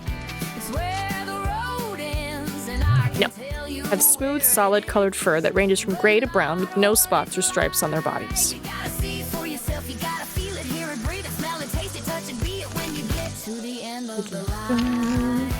Magma is the molten rock that is found beneath the Earth's surface. Yeah? Volcanic ash can be dangerous to humans and can cause respiratory problems. Yeah? The Ring of Fire is a region around the Pacific Ocean known for its high volcanic and seismic activity. Huh? Igneous rocks are formed by the cooling and solidification of molten material. Yeah? Pumice is a type of igneous rock that is typically lightweight and porous. Yeah? Rio finally moved Maldives, Malkik, Nepal, and 2 more. Fine work. Yay! Tropical ecosystems and biodiversity. Invasive plant species have not had a significant impact on Honolulu's vegetation, native vegetation. No, they have. They have. Invasive species are not a major concern. Now they have. The Hawaiian Islands have the highest number of endemic plant species in the United States.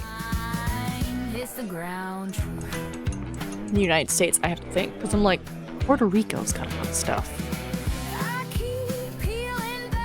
Mom's got some good stuff.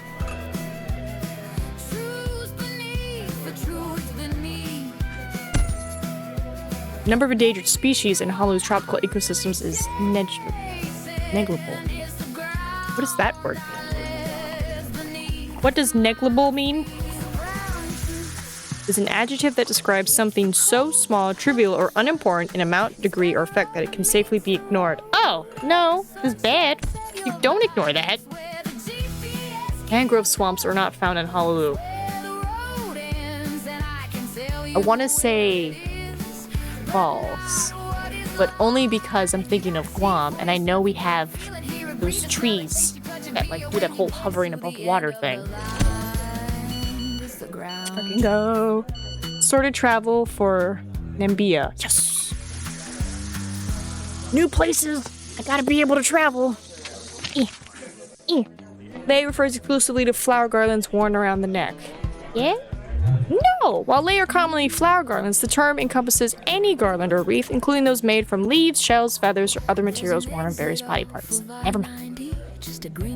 Aloha has only one primary meaning in Hawaii. I feel like it has more than one. Luau traditionally refers to any Hawaiian celebration or party. Nope. Luau specifically refers to a Hawaiian feast, traditionally featuring kalua pork and other local dishes, though the term has been commercialized to describe various Hawaiian-themed events. Mahalo means thank you in Hawaiian. The Hawaiian language uses okina, glottal stop, and kahako, makron, as diacritical marks that can change word meanings. True?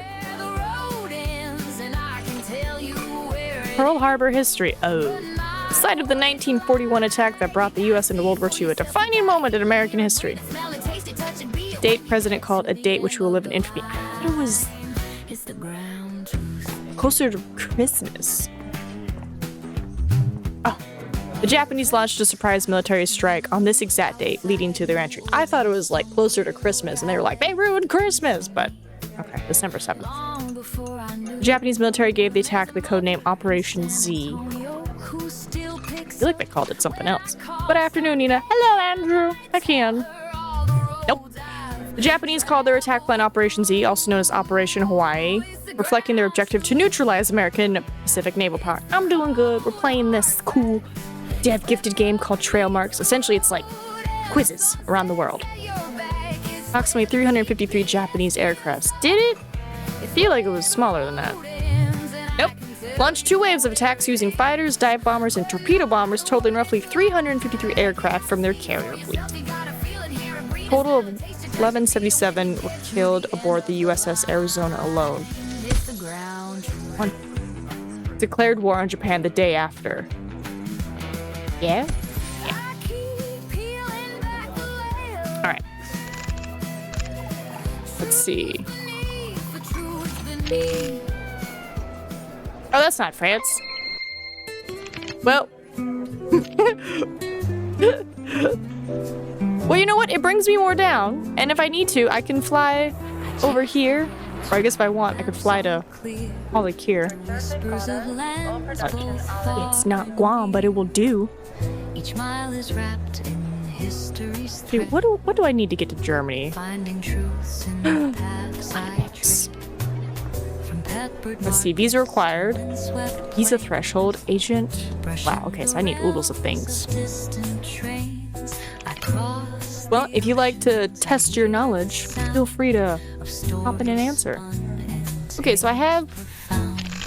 Here's my pineapple. Use? Potential? Japan, Mexico, EU, Singapore, Australia, United. Well, I'm not in Australia yet, so I'll hold on to it. Oh my goodness. Bring it back! So where are we? French Polynesia. That's what it is. I stopped at France. Papeete, the capital of French Polynesia, is a quaint seaside town. Vibrant open-air markets sell fresh tropical fruits and fragrant flowers. Tranquil lagoons and swaying palm trees create a peaceful ambiance. Wow, there are a lot of people here, so let's get on to it. The ferry ride from Papeete to Morori takes roughly 30 minutes by speedboat. Sure. The island has 3 separate lagoons divided by natural coral barriers. Oh, they have 2 main lagoons. Northern Opanohu Bay and southern Papito Bay, separated by a central ridge. Produces world-renowned vanilla that supplies 40% of global markets. Sure? I feel like it's no based off the economy. Papeete's airport serves as the primary gateway for Maury Island tourists. The capital. The Maury Green Pearl Golf Club sits on a former pineapple plantation.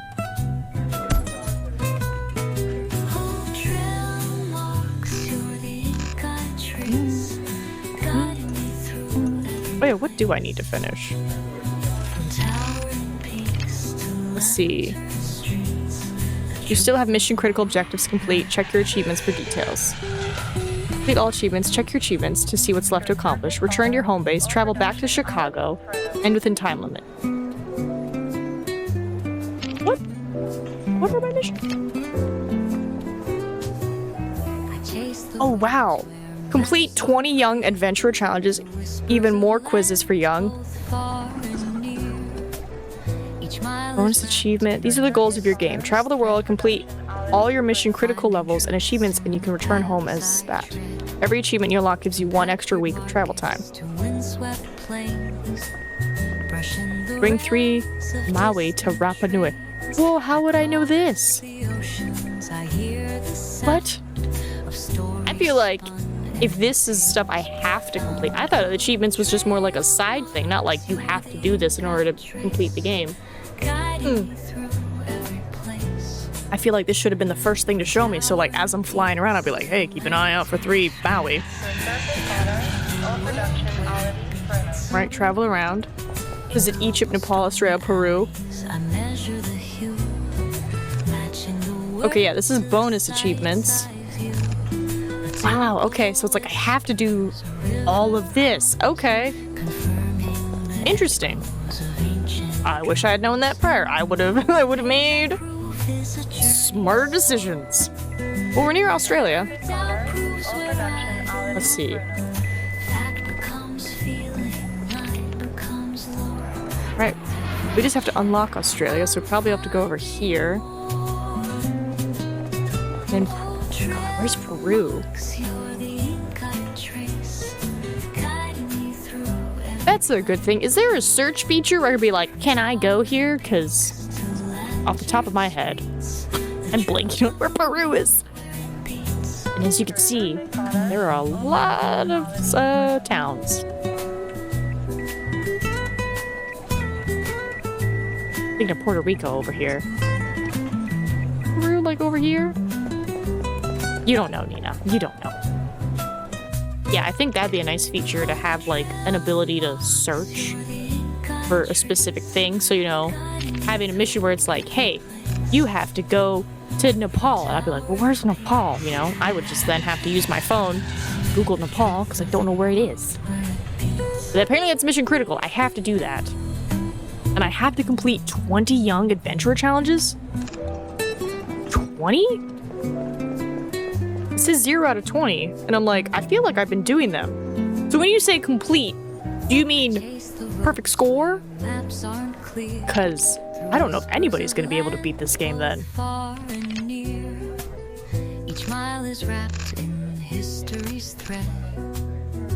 Right, young adventurer, here it is, Polynesian Ocean Explorers. Let's give it a shot.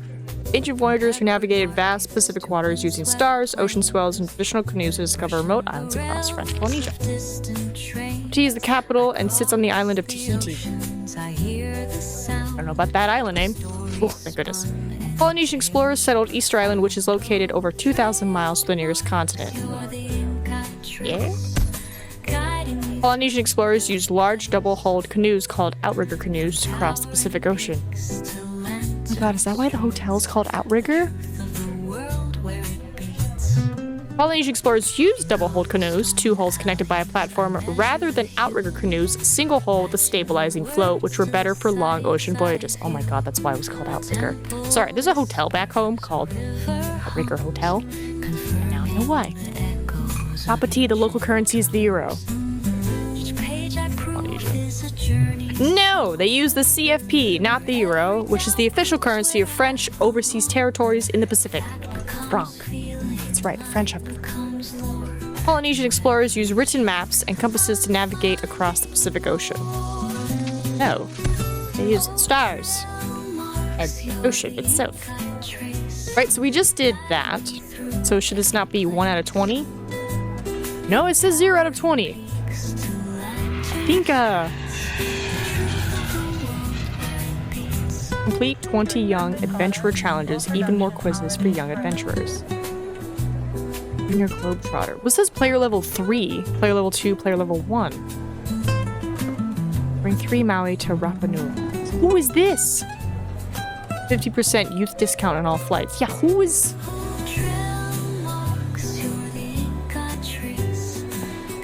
Yeah, who's Rapa?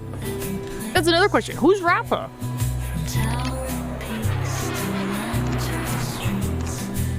Okay. None of you are Rapa. Who's Rapa? Well, I don't see us beating the game, but you know, I'm still gonna play. I'm still gonna try to circumnavigate. I'll still try to do all the other achievements. Maybe we'll find Rapa along the way. Alright, Tom. The black pearl industry in French has faced significant challenges for environmental degradation and climate change. Yes. The largest black pearl ever cultivated in Polynesia weighed 16 carats. I feel like it was more. The first successful cultivation of black pearls in French Polynesia occurred in the 60s. I feel like it was earlier, but... Black pearl cultivation is the primary economic activity in French Polynesia. Maybe? No. While black pearl cultivation is an important economic activity in French Polynesia, it is not the primary, it is tourism. Black pearl cultivation in French Polynesia is entirely dependent on imported technology and expertise. No? I kind of wish if you got 4 out of 5, you'd get like half a standing. So it's like, hey, half a standing. It's like, if the only way to get standing is to get a perfect score, then it's like, you know, the minute you mess up once, it's kind of like, ugh, it doesn't matter at this point. But, well. Musée de la Monnaie displays ancient tiki coins from pre-colonial trade networks. Tiki coins? Ori district contains sacred Mari, traditional temples, predating French colonization. Hosts an annual Haive Tahiti festival celebrating tiki carvings with red pigment specifically protected fishermen from shark attacks.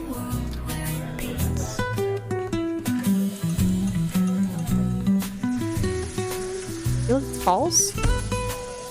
The Polynesian creation myth features the god Tani as the creator of the natural world.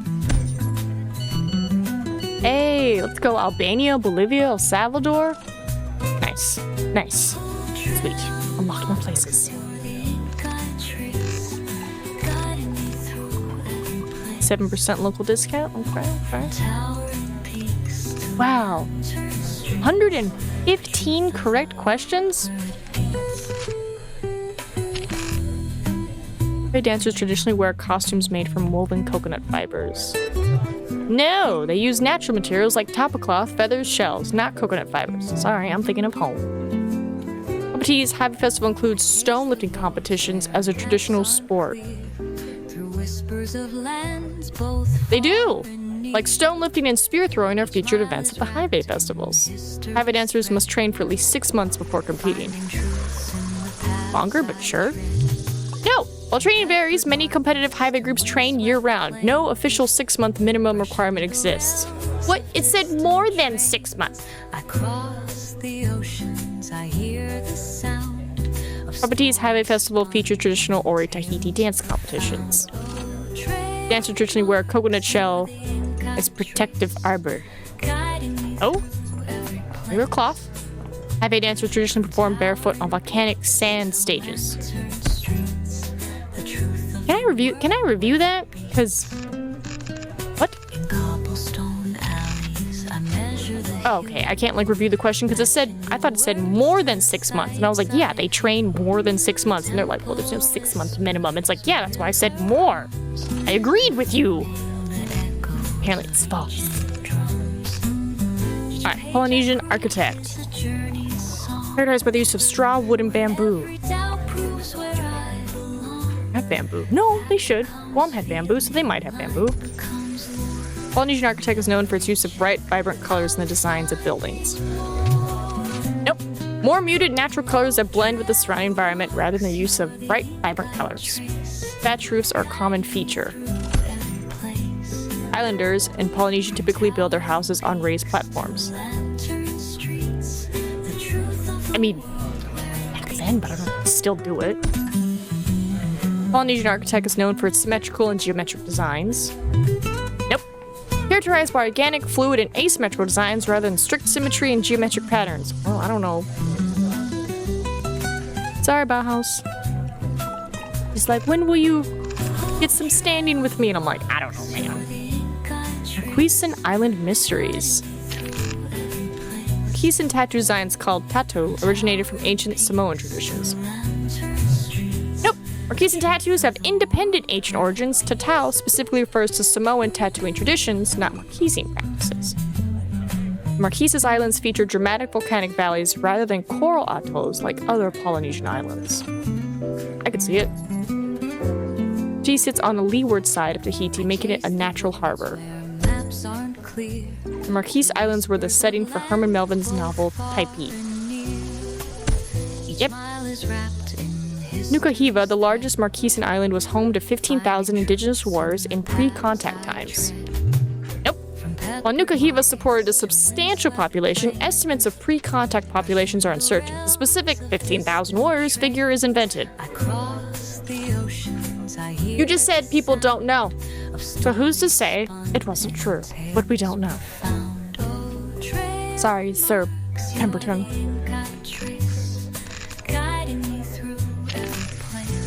Bora Bora luxury resorts are required by French law to offer complimentary French language classes to guests.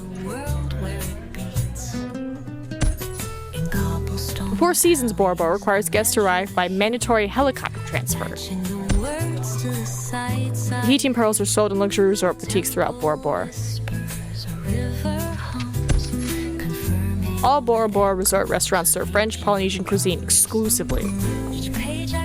St. Regis Bora Bora offers underwater dining experiences in a submerged glass restaurant 30 meters below sea level. You know, I can see that. Nope. While it offers fine dining, it does not have a submerged restaurant. This confuses it with other luxury resort concepts. You're telling me there are other ones.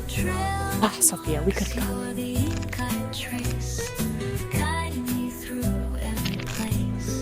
Tahitian wayfinders traditionally use coconut oil lamps to read celestial charts during night voyages. Oil lamps? The Talapi Navigation School in Tahiti teaches traditional wayfinding using ancient manuscripts. Like the ancient part, but it's like, I imagine they teach them the traditional way. Nope, while wayfinding knowledge exists, no such school with ancient manuscripts exists. The zenith star concept allowed navigators to identify their exact latitude when a star passed overhead. Voyaging Society successfully recreated ancient long-distance voyages using traditional navigation methods. The double-hulled canoe design was invented. I feel like it's false. I was like, we're so close. It's always 4 right, 1 wrong. Which is why I'm like, can I just get half? Or even just like 1/4 of a standing. Because then it's like, if I keep doing that, at least eventually, I'll unlock more things. This is what you get for not knowing the world. Vanilla extract sold in Papite markets labeled pure Tahitian must contain minimum... I feel like if it's pure, it must be more than 90. Vanilla orchids can only be grown in soil enriched from volcanic ash from Mount Orohina. So it doesn't have to be specifically from that mountain. Papite's Vanilla Museums houses the original hand pollination tools used by French botanist Jacques Arroux in 1842. Nope. While Papite has cultural institutions, there is no specific vanilla museum with artifacts from Jacques Arroux. This conflates real history with invented details. Vanilla pods must be stored in airtight glass jars with cinnamon sticks to preserve potency. No, vanilla is stored in airtight containers, but cinnamon sticks are not used. Vanilla should be kept away from other strong-smelling spices. I don't know. Vanilla farming in Tahiti was introduced by Spanish conquistadors in the 16th century. That sounds right. Nope. Vanilla farming came to Tahiti much later through French colonial efforts. Spanish conquistadors never established vanilla cultivation in French Polynesia. Sorry, Trader Tom. Alright. Oil and beauty traditions. Can be stored for up to 2 years without refrigeration. Originates from coconut oil infused with Tahitian garden flowers. Monoi di Tahiti label requires oil to be produced within 50 kilometers of Papite. Mono oil is traditionally massaged into hair and scalp as a conditioning treatment. Contains natural SPF 15 and can replace commercial sunscreen completely. Well, hold on now. Polynesian warriors historically rubbed mono oil mixed with charcoal on their bodies before battle.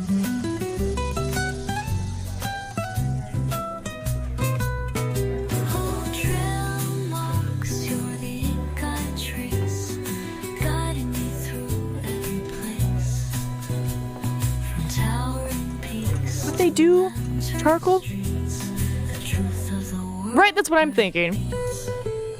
And generally, whatever is like bold is usually the like thing. So I'm like, I can see themselves. So, you know, slippery, they can't get caught. I think I've gotten every other question right. So I'm like, if I can get this right, that'd be great. But hi, Harold. Heck Ian, we're realizing we don't know anything. And funny enough, we have all these islands, but no Guam. And I'm just like, why no Guam? Finding truth in the paths I tread. In Puerto Rico? That's actually a better question. Oh, wait. Oh, no. Uh-oh. I just wanted to go look at the map. I might have just accidentally closed out of that quiz.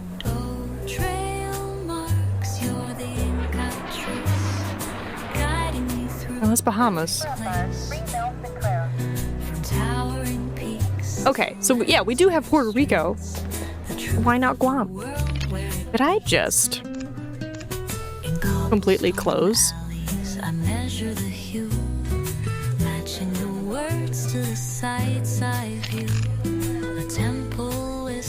What? No! Oh, I wanted to look at the map. Developer hasn't heard of Guam. It's fine. Well, shoot, I should have taken a guess on that. I didn't think it was going to close out the quiz. I just wanted to quickly look at something. Well, that answers that future question, because I was like, if somebody asked me a question of like, oh, this is on the west side of this, I can't leave to go look at the globe. Really silly, but whatever. Cool, messed that up. Dang it. I'm a little mad. Suffered from syphilis during his time? Sure. Arrived seeking escape? Sure. Who's Ganguin? Learned Tahitian language fluently during his residence there. That sounds right. Nope. He picked up some, but he never achieved fluency and primarily communicated in French. Ween's work influenced the Fauves movement. Papitine's main waterfront promenade is named after Guaguin. Nope. While he's celebrated, the main waterfront area is not officially named after him. Now I just want to click everything because I'm just like, could have had it. Could have made my home in Papite. But yeah, essentially it's a game where like you're a little like travel agent and you're going around and like answering questions and like verifying stuff. And the whole point is to, you know, circumnavigate around the globe. And apparently, there's this. Because they made it seem like the achievements were just that. Were achievements of like, oh, if you do stuff on the side, oh, you get extra travel time. And I was like, okay, if it happens, whatever. But no. You need to finish all the mission criticals in order to finish the game. And I'm like, you want me to find 20 young adventurers and get them right? Because it doesn't matter if you do it. You have to complete it, like, get all questions correct. And I'm like, so I have to get all questions correct, which is usually 5, sometimes 6. 20 times? What? So, I figure at least doing it, and even if I only got like 4 out of 5, it'd be like, you did it, you completed it. Nope. It's looking like it's gotta be 5 out of 5. So I'm like, I probably will get stranded somewhere. So I'm like, I'm definitely gonna circumnavigate. I'm gonna be fine. And then I saw this where they're like, visit Egypt, Nepal, Australia, and Peru. And I was like, what? This seems important. If I had known this would have determined my little flying route. And then I don't know who Rappa is. Oh, is that a place? That's probably a place. Right? It wouldn't be a modern game without unnecessary suffering. Exactly. So, we're working on stuff. My goal is to just attempt to circumnavigate, and it's like, that's the game. Pointy Venice Lighthouse in Papeete was built by the French colonial administration. The Haitian Rebellion was a successful uprising against French colonial rule. Nope. Was ultimately unsuccessful, and French colonial rule over French Polynesia continued. I don't know, maybe they got some independence. Papeete Harbor was an important strategic location for the French during the Second World War. The Second World War? Nope. It was an important strategic location for the French during the Second World War, serving as a base to the French Pacific Fleet. Farirahi Cultural Festival in Papeete celebrates the history of French colonial rule in French Polynesia. That seems weird. Papeete Cathedral was built by the French colonial administration. No, it was not built by them, but rather by the local Catholic Church. Sorry, Professor Okafor. Know nothing. But I'm learning so much. Traditional outrigger canoe designed using French Polynesia is called the Is it? Outrigger canoe racing is only practiced by men. No? Traditional outrigger canoe is made entirely of fiberglass. No. Outrigger canoe racing is a popular tourist attraction. I'd say so. The largest outrigger canoe race in French Polynesia is the Hawaii Nuiva, which attracts over 10,000 participants. Okay. That number could work because you need more than one person on the boat. You need that many.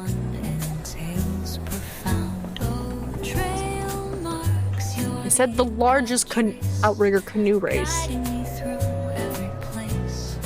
I want to say no. Outrigger canoe racing in French Polynesia is organized by the Va'a Federation of French Polynesia. See, now I don't have stuff folded anymore. Yay, your credentials work in Cook Islands, Ecuador, Guyana, and one more. I wish I could see what the one more is. What's up here? What do we got up here? Route planner?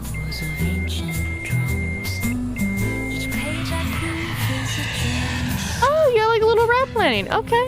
Oh, that's cute. Yeah, you know what's supposed to be right here? You know what's supposed to be right there? Look, you know what's crazy? I can see it. Like, if I could zoom in more, it'd be great. But it's like, my mouse blocks it. But to the left of this pin, you could see tiniest little dark pixel. It's Guam. It's right there. I can see its shape. I can see its little peanut shape. I'll get over it. What's this? Oh, that's the tutorial. Oh, I can just mute the music. Oh! Let's see. A few things have changed. If it's not named on the globe, it doesn't exist. Alright. Quizzes now start with 5 questions. They get longer as you advance in the game. Improving standing with the handler now requires perfect scores on their quizzes. Why? Why? Are you telling me before it didn't need to be perfect? Oh, were people cheating? Were they just going like, just quickly clicking it? You're cheaters, you're making it hard for me. Country access has been updated. You still need standing with your handlers, but you have a bit more flexibility with whom. Trailmarks is now available in 10 languages. Yay! That's awesome. So yeah, I went like, I started here and I'm going here. So I'm gonna like try to get over there somehow. Can I have my music back? Can I have? I would like my music back, please. It's very nice. There we go. Are you telling me that I didn't need a perfect score before? Polynesian Wave Festival happens annually in Papeete during July. Right? No! While surf events occur, there is no major annual festival by the exact name in Papeete during July. Well, it sounds like they need to make one. Towwind surfing was invented during the 90s to handle massive Tehupa waves. I don't know anything about surfing, I'm just gonna say sure. Nope. It was developed in Hawaii by surfers seeking to ride bigger waves, not specifically invented for Tahiti. The Polynesian Surfing Federation regulates all competitive surfing across French Polynesia from a Papeete headquarters. I'm gonna say false. I don't think it's in Papeete. Polynesian surfers traditionally used stone anchors to stabilize their boards while paddling out. What? Sharks are commonly absent from Papeete's lagoons due to the warm freshwater currents. No. Modern surfboards used in Papeete are primarily manufactured in Japan and imported duty-free. I feel like it would come from Australia, because it's closer. Surfboards were traditionally made from local coconut wood in ancient Polynesia. Now, when you say coconut wood, I'm assuming you mean the tree, and I'm thinking to myself, the trees be skinny. Isn't the whole point like it needs to be like one? Well, actually, hold on. If it grows in the right angle, and then you shave that down, you could have a long enough board. Dang it! We're made from olo, a type of local wood, not coconut wood. Now I want to make coconut wood board. And be like that. Alright, Polynesian tattoo art. My standards are not great. The intricate and symbolic tattoo designs have a rich cultural history dating back centuries, with unique motifs and techniques that vary across the islands. Polynesian tattoo art is not recognized as an important part of the... What? No. Balls. Get out of here. Tabaka tattoo practitioners in French Polynesian are exclusively male. I want to say false. Polynesian tattoo designs often incorporate motifs from the natural environment of French Polynesia. Polynesian tattoo art is only practiced in French Polynesian. No? The tatau is the traditional Polynesian word for the art of tattooing. I thought tatau was Maui word. What, isn't that not Polynesian? I'll be wrong, aren't I? Oh! Let's see. Access to Cambodia, Serbia, and Tunisia. Cool. I think... Oh, we haven't done the travel information quiz. I'm so silly. Hey, 51% local discount. Let's go. Woo! Alright, let's travel. In Papeete, it's customary to remove shoes before entering a building. That sounds right. Ugh. While shoes are removed in homes and some accommodations, this isn't a universal custom for all buildings in Papeete. Ugh, I misunderstood the question. The Arahoho Hole is located within walking distance of downtown Papeete. Don't know. It is actually located on Tahiti's east coast, about 30 minutes by car. What is the Arahoho blowhole? The Heba Festival celebrates Tahitian culture with dance competitions and sports. Right, because they had the rock throwing and spear throwing. Tahitian is the only official language spoken. Nope, they also speak French. Tipping is expected and customary. No?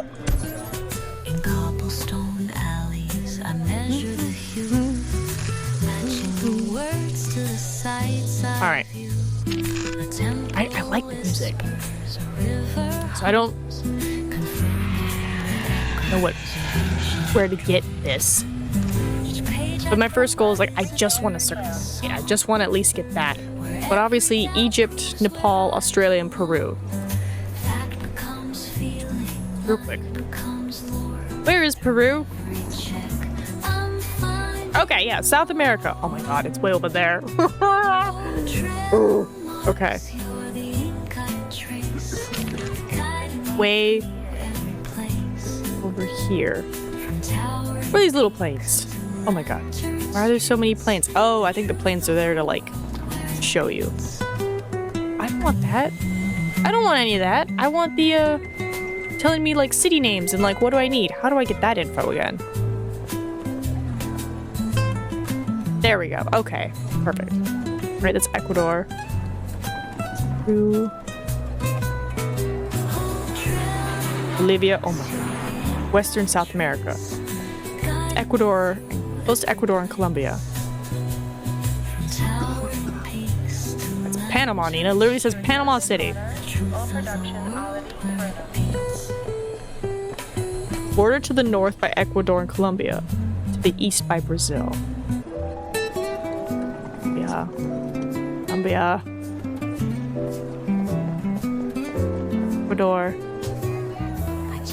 See, I want like a search feature. Okay, so Peru's over here, which I can't even get into. We're not gonna worry about that. Where is Nepal? It's like Asia. Zoom out a bit. Landlocked in South Asia. I guess it's India. No, that is Nepal. Even better. Okay, so I can go to Nepal, which is good. So Nepal's unlocked. And Egypt is locked, right? Yeah, because it's Djibouti.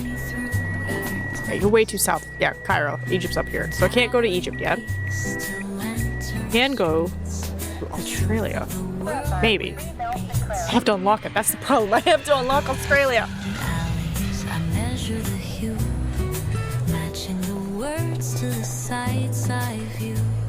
I guess we could do like little plane hops and then hopefully we unlock Australia so we can hit that. Mind you, I still have like a 5-day thing, so it's like you have to keep all that in mind too as you travel. But I'm like, this is traveling in a straight line and hopefully you can get Australia. You just have to be a little smart, Nina. Fine, we'll fly to here. Oh, it takes a day? Oh, this is not gonna happen. I think you just need to focus on circumnavigating. I think just F your idea.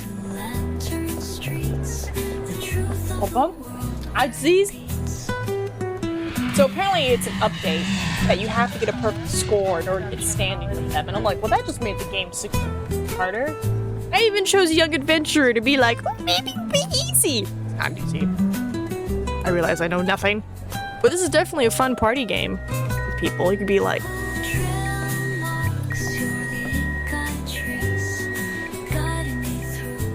Right? Yeah, like junior. Mm-hmm. Or like even just like high school. I think it would just all be fun. And like you wouldn't even have to play the full game. You should be like, all right, we're gonna just start, and like you could just make that your whole lesson plan. It's just like one quiz a day where it's like, oh, it says it's this. Why is that true? Why is that false? And like take the time reading about it. That'd be pretty cool. Well, if I'm just gonna focus on circumnavigating, I'm gonna say F everything and go to... It takes 9 days? Oh, I think we're screwed. We're screwed. Oh no. I think by coming down here, because I thought I was going to France. I was going to the French colonies. I think I already messed up. I think my guy's about to get stranded. You know, let's check out Repeat.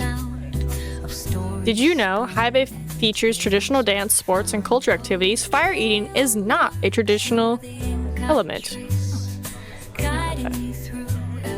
Alright, cool. We boosted our mood and we got a fun fact. Final call for Auckland? Oh, I don't have this thing. Oh no. Mistake. Because if I try to fly there... Actually, sorry, I'm not flying there. I'm taking a boat. What about here? It's also boat? Are they all boat? You're the capital, Papit! Why can't you fly? Oh, because it's only going to Auckland right now. Oh my god. Yeah, visa though. You done messed up, kid. You done messed up. Kid. How much money do I have? We got like 10k? Okay, who can we fly to? Boat. Boat. Boat. If you had the money, you could fly. If I go up. Boat. Boat. Boat. Boat. See, I wish there was like something I could click on the side or like on the right side, just be like, show me only the places I can go to by boat.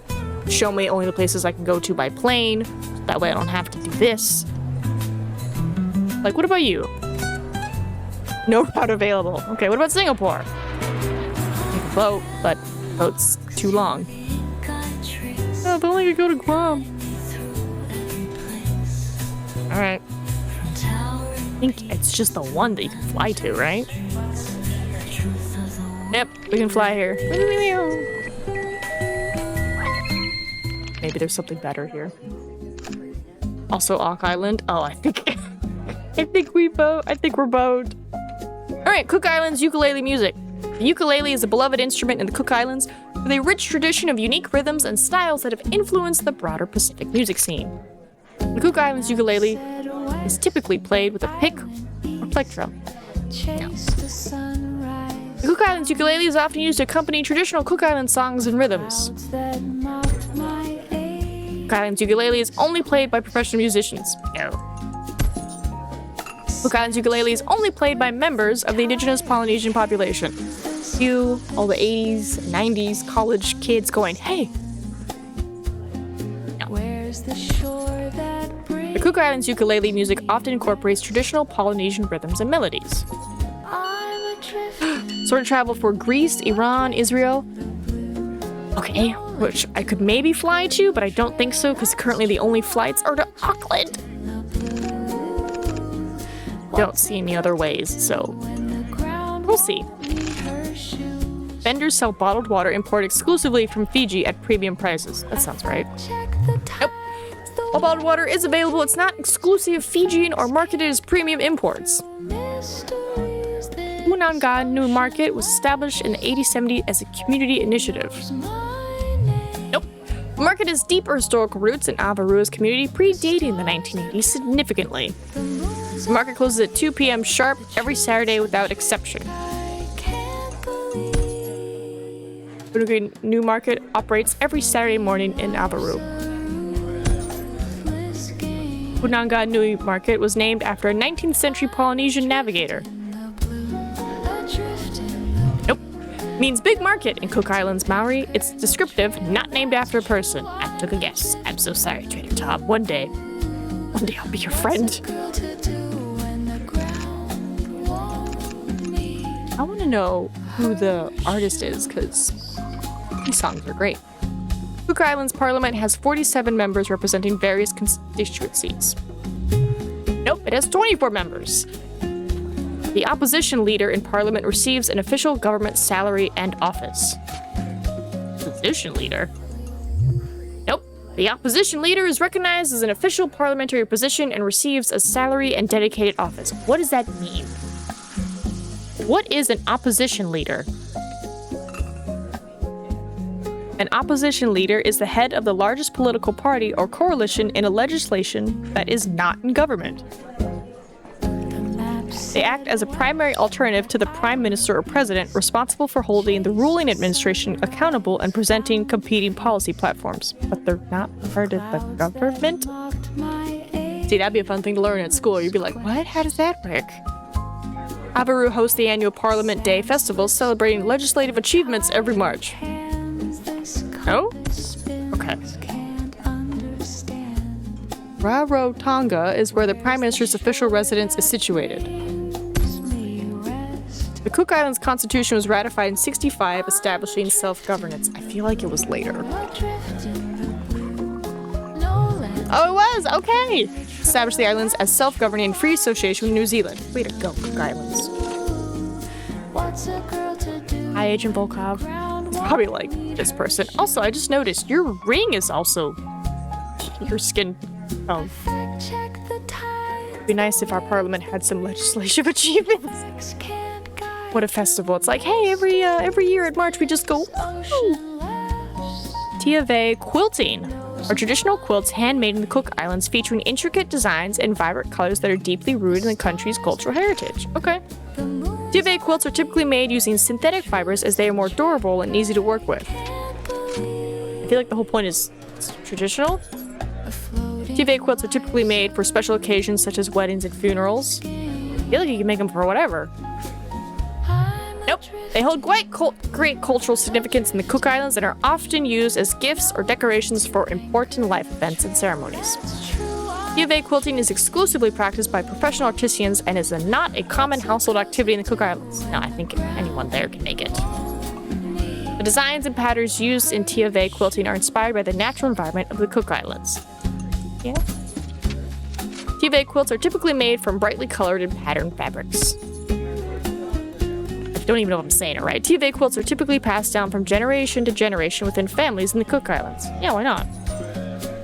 See? See, I got one wrong, but no standing. You have to get it perfect. And I'm just like, this is... Alright, traditional canoe building. Such a rich maritime heritage, and the traditional construction of outrigger canoes is an important cultural practice. Cook Island canoes builders use specialized tools and techniques to shape and carve the hulls of their vessels. Yes. Sails used on Cook Islands canoes are made from woven Panaduas leaves. I want to say no? Never mind! The sails used on traditional Cook Island canoes are often made from woven Panadua leaves, a durable and sustainable material. We would use cloth. The launch of a new traditional Cook Islands canoe is typically accompanied by a grand ceremony and celebration. Yeah. The process of building a traditional Cook Islands canoe can take several weeks or even months. Yeah. Cook Islands hosts an annual festival or regatta to showcase traditional canoe building and sailing. I would hope so. Traditional canoe building is a practice that has been passed down for centuries. Yeah?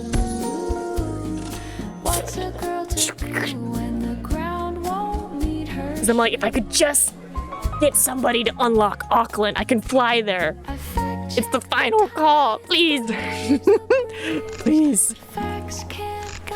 Alright, travel information, go. The official language in Abaru is French. Oh, is it? Nope. English and Maori. Cook Islands Maori, also called Rarotonga. Not French. Well, we've already failed. Has a 24-hour public transportation system. I hope so. Nope. Public buses in Abaru run only during daytime hours and follow two routes. Clockwise and anti-clockwise around the island. The Trader Jack's restaurant was rebuilt 7 times after typhoons. Nope, the iconic waterfront restaurant Trader Jack's has been rebuilt multiple times after being destroyed by cyclones. Did I not say true? What? What? Did I not say true? That, like, yes, it has been rebuilt. Okay. Punagi Noi Market operates only during full moons. No. The Timanga Mountain as Abaru reaches over 4,000 feet high. Why not? Nope. Only about 2140 feet. Let me dream. Let me dream of your giant, beautiful mountains, because I'm floundering out here. Rarotongan Ikamata, raw fish salad. Huh? Locals in Abaru often eat ikamata as a lunch or light dinner dish. Abaru's waterfront restaurants serve ikamata with fresh coconut water as a pairing. Sounds good. Ikamata is typically paired with tropical juices, beer, or simply enjoyed alone. Coconut water isn't a traditional beverage pairing. It's so yummy. In Abaru, ikamata is sometimes garnished with fresh mint and basil. The dish originated in Abaru during the 50s as a modern fusion cuisine. Like, no? Where's the shore? Ikimata must include at least 3 types of fish for authenticity. No? I'm adrift, Like, you got raw fish, you got raw fish. adrift in the blue. No land to anchor, no I just need to get one of you I'm adrift in all correct, and then hopefully it unlocks Auckland. when the The legendary navigator Kupi discovered Aotearoa, New Zealand, but never visited the Cook Islands. I fact check the tide, the waves, the breeze. The goddess Hina is associated with the moon and feminine power in Cook Islands mythology. This ocean Akua is the Cook Islands term for gods, spirits, and divine beings' traditional beliefs. I'm guessing. the star Apiki is the mythical underworld or ancestral homeland in Cook Islands and broader Polynesian legends. can't believe Mythical underworld. a floating life. The demigod Maui fished up the Cook Islands from the ocean using a magical hook made of jade. I'm adrift in the blue. I want to say no, but that's only because I'm being influenced by Disney. To anchor, Was it jade?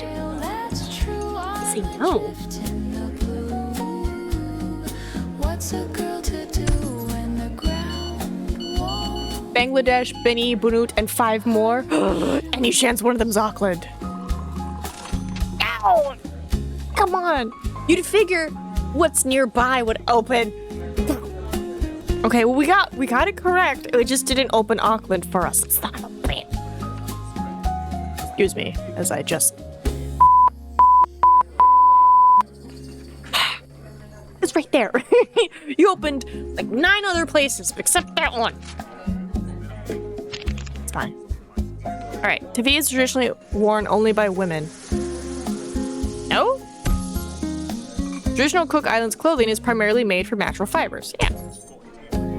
It's a skill that is passed down through generations. Yeah. Traditional Cook Island clothing is primarily made from 5 different types of fabrics. No, it could be anything. It's only produced in the Cook Islands. No. The world's huge. Traditional Cook Islands headpiece is called a tiputa. Sand slips quick through tired hands. This compass spins, can't understand. What? What? The traditional Cook Islands headpiece is called a tiputa, not a tiputa. I'm adrift in the blue. Game has it out for me! No land to anchor, no trail. No, it says True, I'm the traditional piece is called tiputa in Cook Islands. And I'm like, that sounds right. So I say ground won't true, beat her. and then it says the traditional, then it gives me a wrong, and it's like the traditional Cook Islands headpiece is called a tiputa, not a tiputa. The breeze, but What does that even mean? God. through mysteries, this ocean laughs. It knows What is a traditional headpiece in the Cook Islands called? the stars. In Cook Islands, a traditional fresh flower headpiece or crown is called an aikato, also referred to as an ain upoko. So where does tiputa come from? Life's a Okay. Cook Islands tiputa? I'm adrift in the blue, adrift in the blue. No The tiputa is a traditional Cook Islands poncho or sleeveless outer garment worn over the head and shoulders. While historically fashioned from tapa, bark cloth, it is now commonly woven from rito, young coconut leaves. It is called a tiputa, not tiputa. I'm gonna die. I'm gonna get stranded in this island. Tabe patterns often depict traditional Cook Island motifs and symbols. Yes. Look at that! I could have gotten it perfect, but it's called tiputa, not tiputa. We're gonna be stranded in the Cook Islands. A beautiful place to get stranded, mind you. Like, it's gorgeous. Don't get me wrong.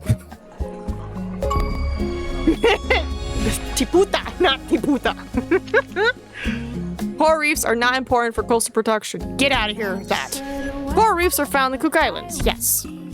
Coral reefs are not important for carbon sequestration. Get out of here. Coral reefs are not affected by pollution. clouds that mocked False, they are affected. Coral reefs provide habitat and food for a wide variety of marine life. Yes. sand Coral reefs are not important for the fishing industry. Are important. Okay, credentials work in Denmark. Thank you, Darwin 7, for Denmark. Hey, maybe you can fly to Denmark. We can fly to Denmark. And get to Australia. The first commercial black pearl farm in the Cook Islands was established in the 80s. I thought it was earlier. Nope. It began in the 80s, transforming the industry and making it a significant contributor to the country's economy. I think you're thinking of the previous island, Nina.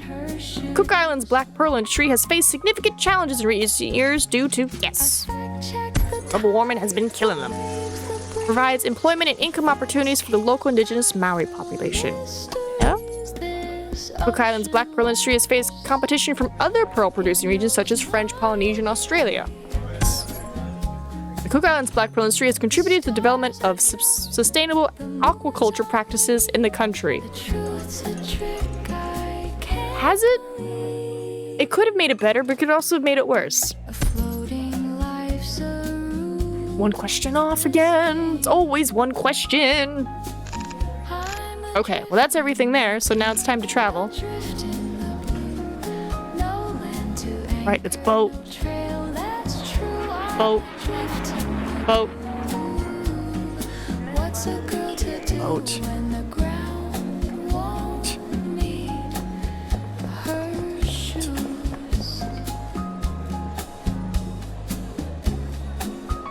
Do I just want to fly to Denmark?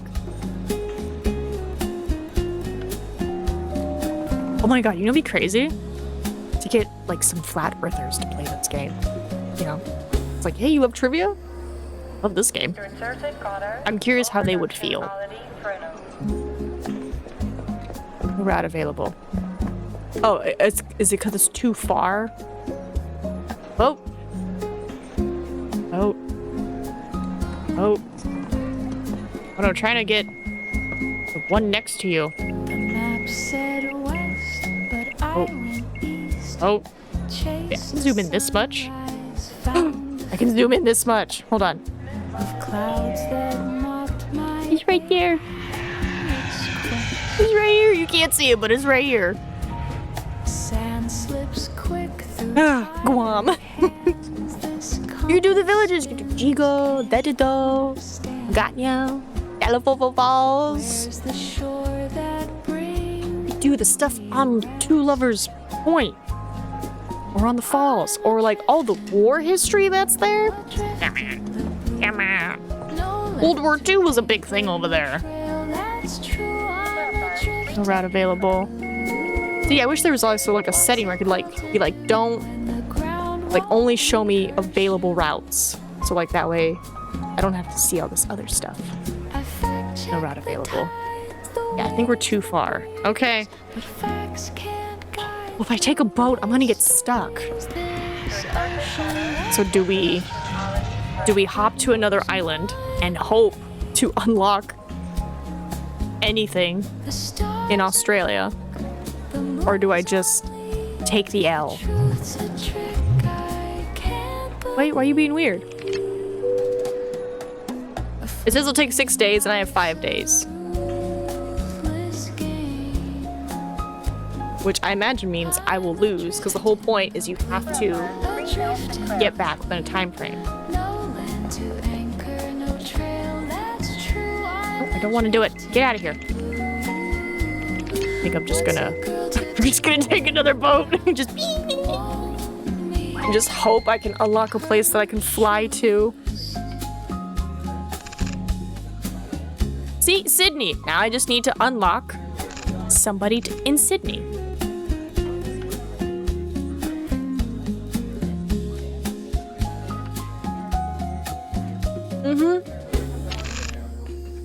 Adaptability is a defining characteristic of Polynesian architecture. I don't know, maybe? Polynesian architect is primarily characterized by the use of natural materials such as thatch, bamboo, and wood. Carved decorative elements are not commonly found. Get out here. Polynesian architect typically incorporates multi-level building designs. Yes? Damn it! is more commonly characterized by single-level or low-rise and building designs rather than multi-level structures. Sorry, I'm thinking of the other Islander-style homes where it's like you got houses on top of pillars. Technically, you got the family on the top in the house, and you have all the stuff underneath the house. Polynesian architect favors new. I remember that from the other one. Here you go, Bauhaus. Where's the shore that brings You just gotta get somebody to get me Sydney. Samoan language does not have a written script and is only spoken. adrift in the That's false. no land to anchor Samoan traditional sport of tipa, kickball, is no longer played. Samoan concept of va, relational space, is not an important aspect of Faha Samoa. Samoan language, Gagana Samoa, is not an official language. the waves that breeze Samoan villages are typically organized around a central fali house and a malai village green. this ocean like That sounds right. it knows Come on. Cyprus, Malta, Syria, and one more. What is the one more? stars are drunk the moon's I want to be able to click it and it show me everything. a trick But we got unlocked more stuff, which means you have more chances to unlock it, right? Those have already been unlocked, so now we can unlock other stuff. Samoan tropical rainforest and native wildlife. Home to unique Samoan fauna, including the flying fox, Pacific pigeons, and endemic bird species. What's a Pacific pigeon? I know it's pigeon Pacific, but just the idea sounds adorable. The Samoan sea snake is commonly found in the rainforest canopy. It means up in the trees. No? The sea? Samoan rainforests receive less than 200 centimeters of annual rainfall. No? Taro plants are native wild species thriving naturally in Samoan's rainforest understory.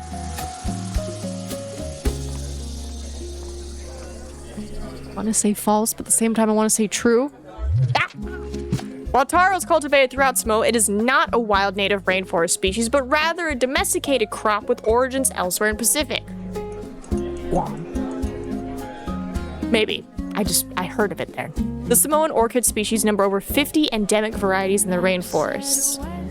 but I went east Yes? chased the sunrise While Samoan has native orchid species, the exact number of endemic varieties is not definitively documented at over 50. The true number is significantly lower.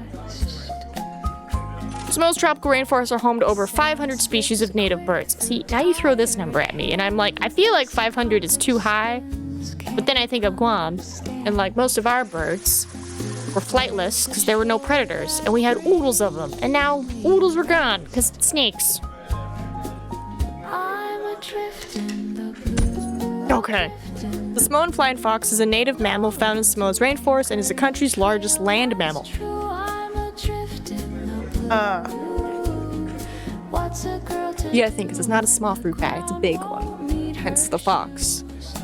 But I'm pretty sure you guys have other animals that are bigger than it. the waves that breeze but What? facts can't guide through mysteries What?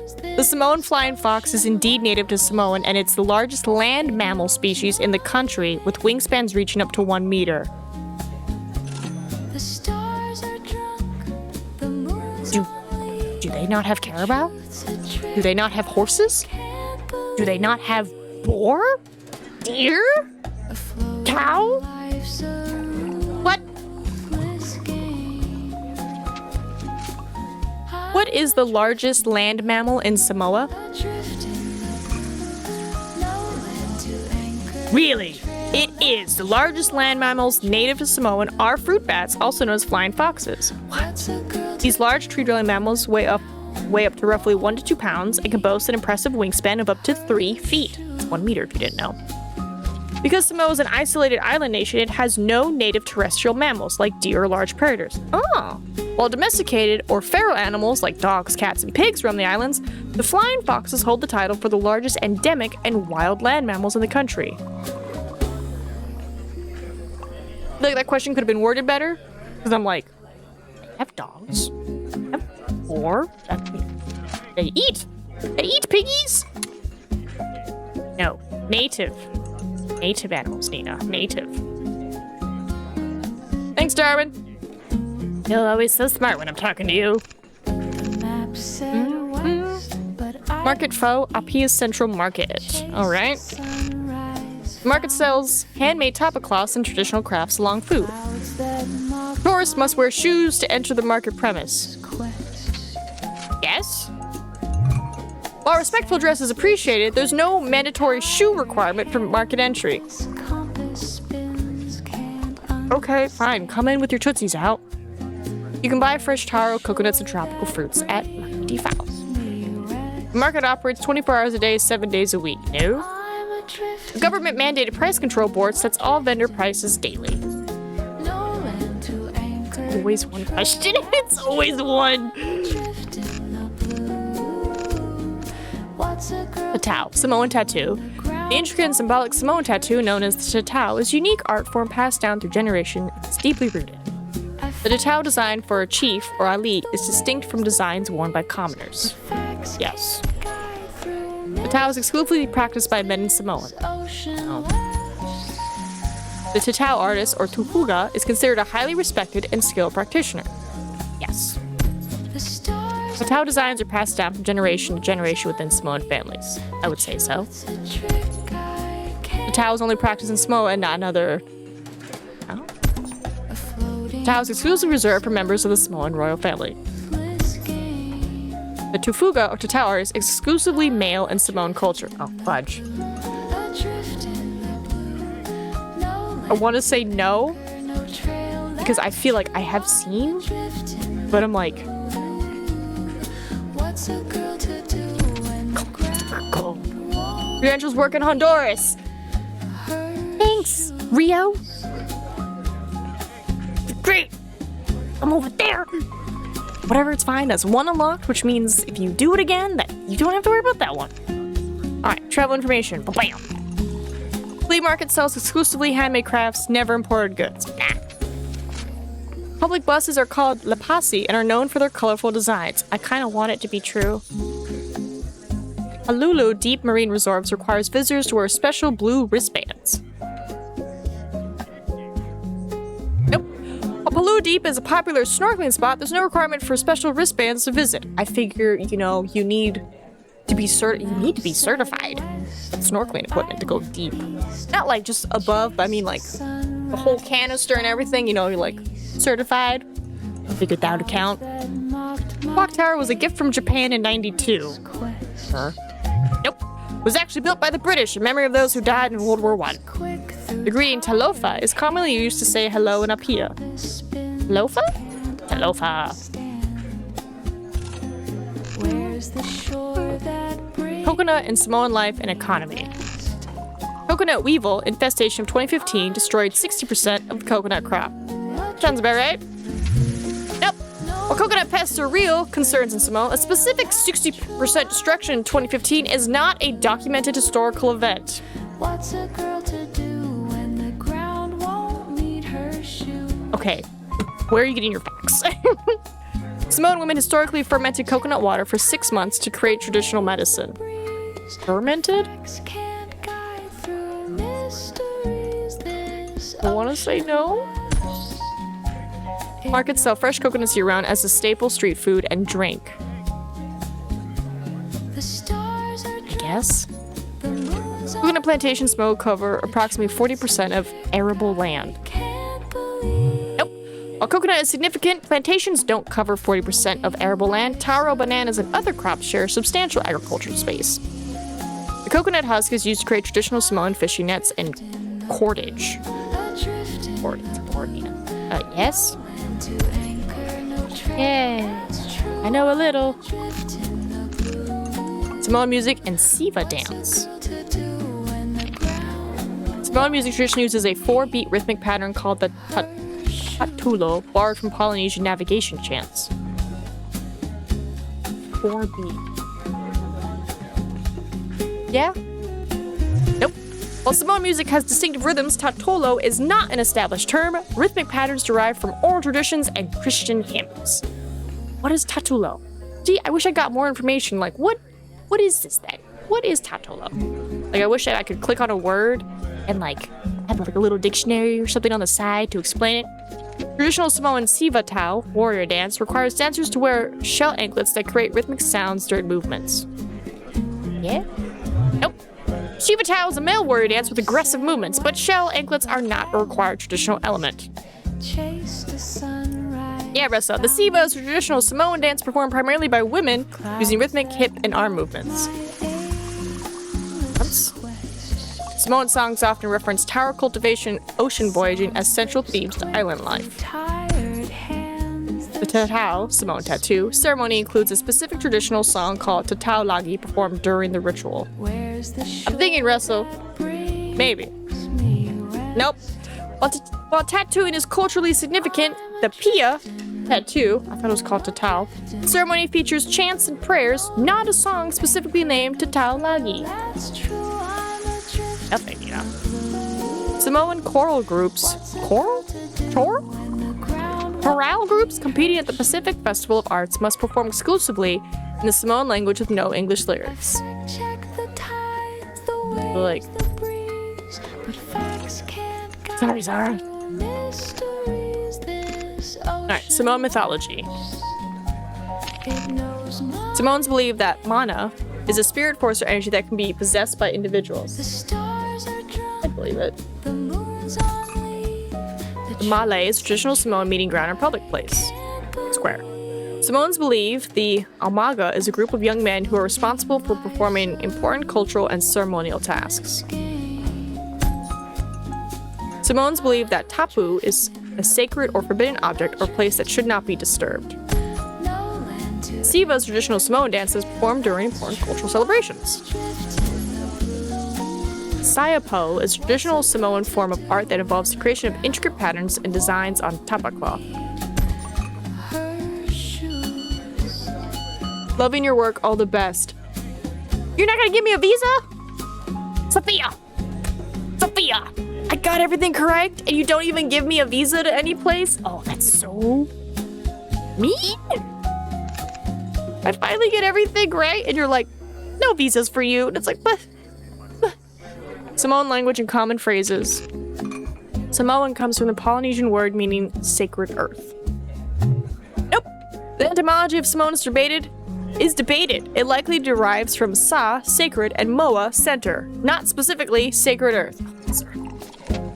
Semantics. Fine. Samoan uses a possessive markers like ano to show ownership differently. Yeah? Malo in Samoan means well done or congratulations. Alofa is the standard Samoan greeting meaning hello or welcome. Alofa. And at peas markets, vendors traditionally greet customers with Talofa li'ala. Nope. While Talofa is common, li'ala, the path, isn't a standard marketing greeting phrase in Apa. Welcome to the path of the markets.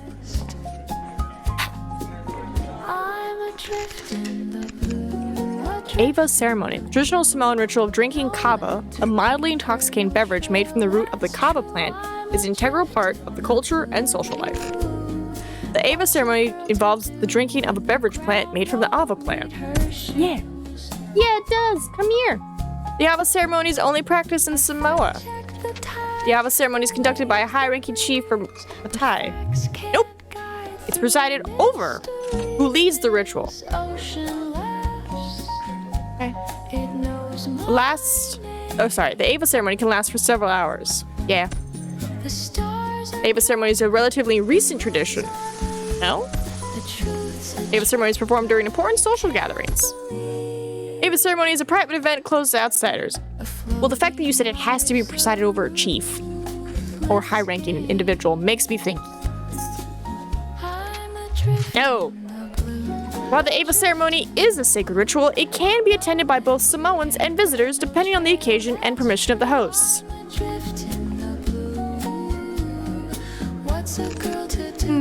Samoan cuisine and traditional foods. Sapasu is a Samoan stir-fried noodle dish with vegetables and protein. Oka is a raw fish dish cured in coconut milk and lime juice.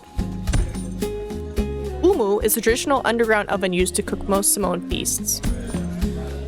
Fish wrapped in banana leaves and cooked in the umu is a classical Samoan preparation. Banana leaves are used in Samoan cooking primarily as a seasoning herb. Got your clearance for France. Damn it. Thank you, Isabella. Yay, France. Maybe we can fly. Maybe we can fly to France. You can't, Nina. You can only fly to Sydney. I need Sydney. Only men are allowed to make tapa cloth in traditional Samoan culture. Get out of here. Tapa cloth is made by pounding the bark of the mulberry tree with wooden mallets. I want to say no. Dang it. Samoan women traditionally harvest mulberry bark, soak it, and beat it flat with carved wooden tools to create the soft fabric used for tapa cloth. I didn't realize this was mulberry. The mulberry bark used for tapa must be harvested during the full moon for best results.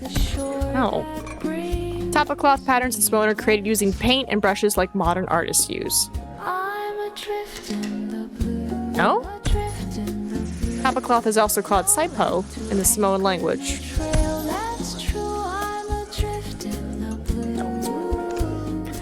Rugby culture in Samoa. Young Samoans learn rugby through school programs starting at the age of 3. Yeah? Nope. While rugby is taught in schools, formal programs typically begin around age 5 or 6, not age 3. And you need to come to my island. Rugby in Samoa is exclusively a male-only sport. Samoan Rugby Union banned foreign coaching in 2015. Did it? No. In Apia, rugby clubs serve as community centers and gathering spaces. Yeah. The Samoan Rugby Union requires all players to wear traditional tattoos. No. Samoan rugby players have contributed significantly to New Zealand rugby. Yeah? Samoan national rugby team competes in the Rugby World Cup. Yeah. Which one did I get wrong? Oh, that's right. Questions about Robert Louis Stevenson Museum in Apia. Who? Stevenson was a trained architect before becoming a writer. No, Stevenson studied law at Edinburgh University, not architect, though he had various interests before his writing career.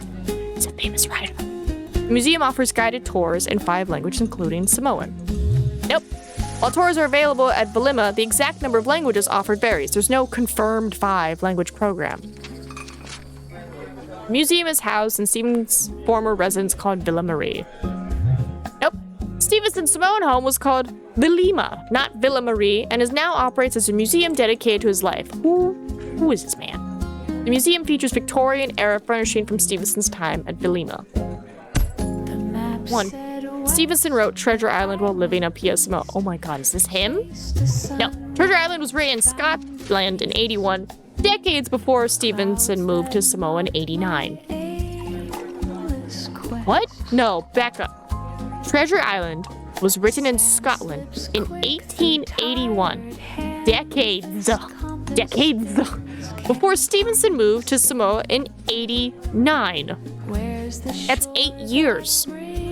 That's 8 years. That's not decades. Decades would imply it's 20 years plus, because decade is 10 years. Decades is 20 years plus. What's happening right now? Where am I? What is going on? Pacific Ocean's weird, man. Robert Louis Stevenson. I didn't realize he had a museum there. It's kind of cool, but... Colonial history and independence. Apia's transformation from a German colonial port to capital of independent Samoa, including key historical events and figures. The 1947 UN Trusteeship Agreement gave New Zealand full sovereignty over Samoan indefinitely. Nope. The UN trusteeship was explicitly designated as a temporary arrangement with the goal of preparing Samoa for independence, which was achieved in '62. Apia served as the capital of German Samoa during the colonial period. Yeah? The Samoan constitution adopted at independence was based entirely on British Westmire parliamentary systems. Ooh. The Samoan Civil War, also called the Mau Wars, occurred entirely during German colonial rule. Nope. While conflicts began under German rule, the major Mau resistance movement primarily occurred under New Zealand Mandate, 1920s and 30s. Robert Louis Stevenson, the author of Treasure Island, lived in Samoa and is buried near Apia. Apparently. That's pretty cool. What an interesting place for him to end up. Just be like, I'm gonna go live there. It's like, you wrote Treasure Island. It's like, I'm going there. Cool. How's our mood? Our mood is great. We'll do a little checkout. It's $4. Why not? Return to hotel to discover someone had gone through the luggage. Should probably have stayed somewhere else. Oh! Someone took my pineapple! Oh my god, someone took my pineapple. I was gonna sell that. Wow. Wow, that's what I get for just being like, I'm gonna go look around. Cool. Cool. Well, we did everything here.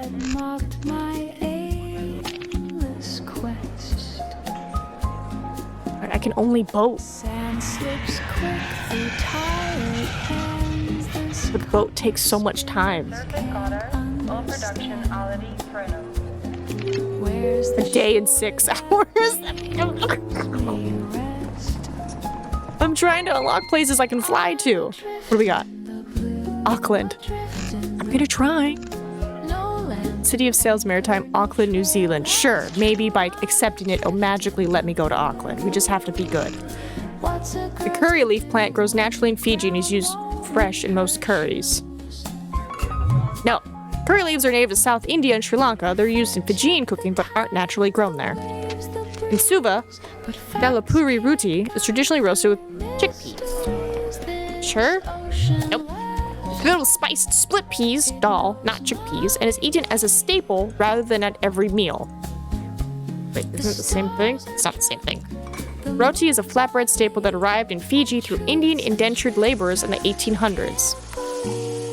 Yeah? Turmeric is the primary spice that gives curry its distinctive golden yellow color. Oh. No, I was right. Curry in Fiji typically uses coconut milk as a base ingredient for richness and flavor.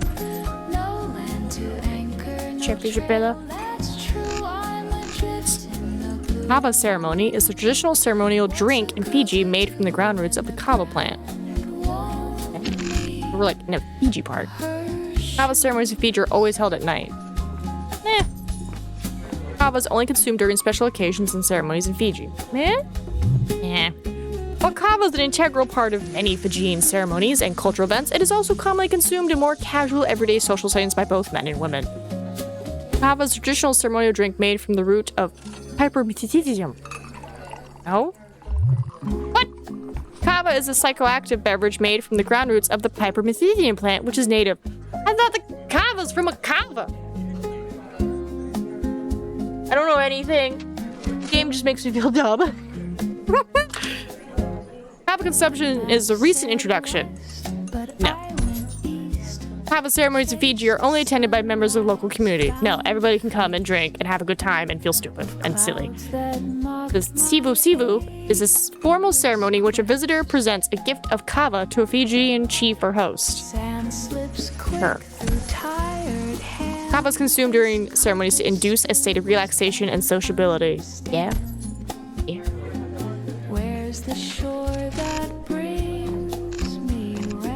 Fiji water origins. Fiji water bottles are made from 100% recycled plastic sourced locally. I want to say yes. No. Fiji water uses virgin plastic in its bottles, though it has sustainable initiatives. Recycled plastic sourcing is not standard practice. Suva's tropical climate provides ideal conditions for water purification without treatment chemicals. I feel like... No? The Suva bottling plant processes over 1 million gallons of water daily for export. Fiji Water's main operations are in Narikosa near Nadi, not Suva. Suva is Fiji's capital, but not the water bottling hub. Fiji Water's pH level is approximately 7.7, making it slightly alkaline. Don't drink Fiji water. Okay, true? The water travels through volcanic rock filtration before bottling. Right, that's what they claim. Fiji water was first commercially bottled in '96. The aquifer contains trace amounts of fluoride naturally. Yeah, isn't that just in every water?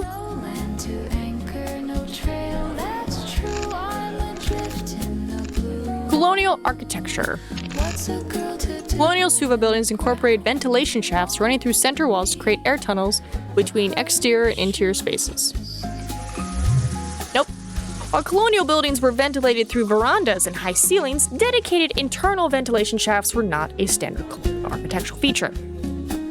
The Ratasukuna House in Suva is a colonial bungalow that served as the childhood home of Fiji's first prime minister. I feel like bungalow's not right. The Fiji Museum is housed in a Victorian-era mansion originally built as a private plantation owner's residence. Oh my god. The Fiji Museum is located in Suva, but it occupies a modern building constructed in the 1970s, not a Victorian mansion. I don't know, you said plantation. Colonial buildings in Suva feature wide verandas that are designed to provide shade and ventilation in tropical climates. Yeah. The Cathedral of the Sacred Heart in Suva was constructed using limestone imported from Australia. Nope. Suva's cathedral is colonial era, but limestone was not typically imported from Australia. Local coral stone and regional materials were preferred. Like Guam has limestone. Fiji's independence history. The Fiji flag adopted at independence features a Union Jack in the upper left corner. I think it does. Fiji's independence triggered the departure of the British High Commissioner from Suva within 1 month. Nope. Britain maintained diplomatic representation through a High Commissioner in Suva even after Fiji's independence. Fiji gained independence from British rule on October 10, 1970. Fiji Constitution of 1970 guaranteed equal voting rights to all citizens regardless of ethnicity. Nope. The 1970 Constitution featured a communal voting system that separated voters by ethnicity, not universal equal voting. Fiji adopted a Westminster-style primary system upon gaining independence from Britain. I feel like they'd want to move away from it. Nope. Their independence constitution established a Westminster parliamentary democracy reflecting its British colonial heritage. Figured they wouldn't want to be like it, but okay. Pacific Island sea creatures discover the colorful fish, giant clams, and tropical marine animals that live in Fiji's coral reefs. Fiji's national fish is the bula fish, and it glows in the dark. Sea turtles in Fiji waters can hold their breath underwater for up to 7 hours. I feel like it's not that long. Damn it! Green and hawksbill sea turtles found around Fiji can stay submerged for extended periods, with some dives lasting 5 to 7 hours when resting on the ocean floor. Turtles are cool, I hear that. Oh, I see. The parrotfish in Fiji's reefs actually eats coral and poops out sand. I mean, technically, I guess it could poop out sand because, it's eating stuff, does it? It does. Clownfish in Suva's coral reefs can change from male to female when needed. I think so, yeah. Seahorses in Fiji waters are actually fish, not mammals. The map said west, but I went east. Well, listen here. The eggs get put in them, and then they hold the eggs in them, and then they hatch. So, true? Clouds that mocked my aimless quest. I was like, mammal has to be a live birth. At least one of the factors. Sand slips quick through time. Suva's harbor is home to the world's largest collection of living coral. Where's the shore that brings? Suva markets, haggling is expected, and prices are typically marked up 40%. I don't know. I'm adrift in the blue. Fiji's capital city experiences 13 hours of daylight year-round. No trail that's No. true. I'm adrift in Traditional Lovo feast in Suva involves cooking food underground for 24 hours. See, that could be a thing. ground won't meet her. That could be a thing.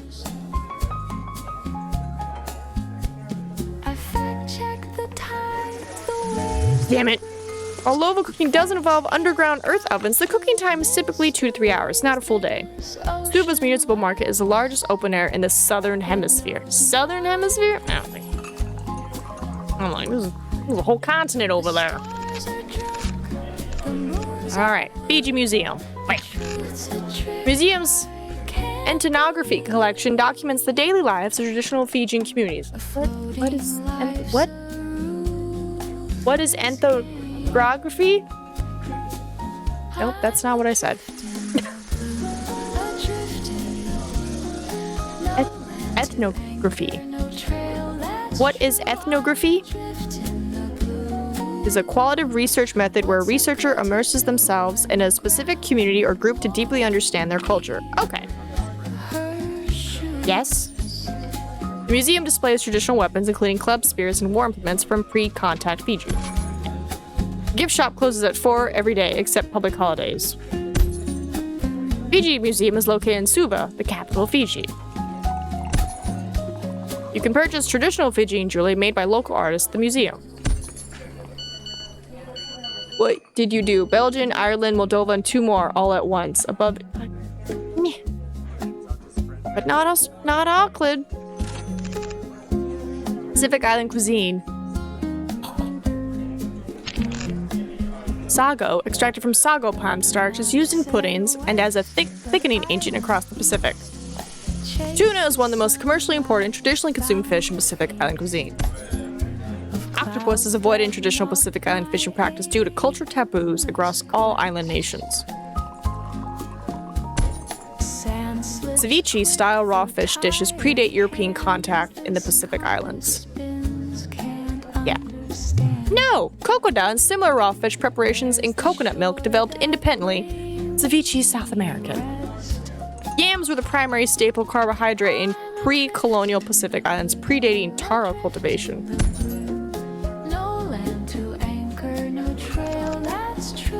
Massie cloth production. Massie, or tapa cloth, is traditional handcraft made by beating the inner barkings of a mulberry tree.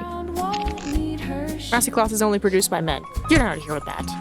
Traditional Massie cloth production techniques have remained unchanged. Nope.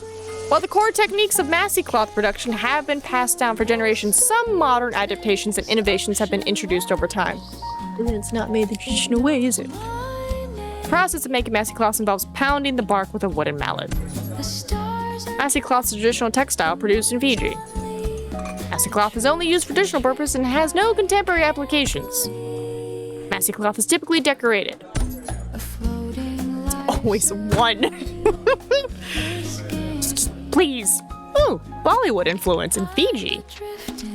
Suva's Govind Park hosts an annual Bollywood dance festival every March. Nope. As parks and cultural celebrations, there is no specifically named annual Bollywood dance festival. Cultural events vary year to year. Well, it sounds like you should get it.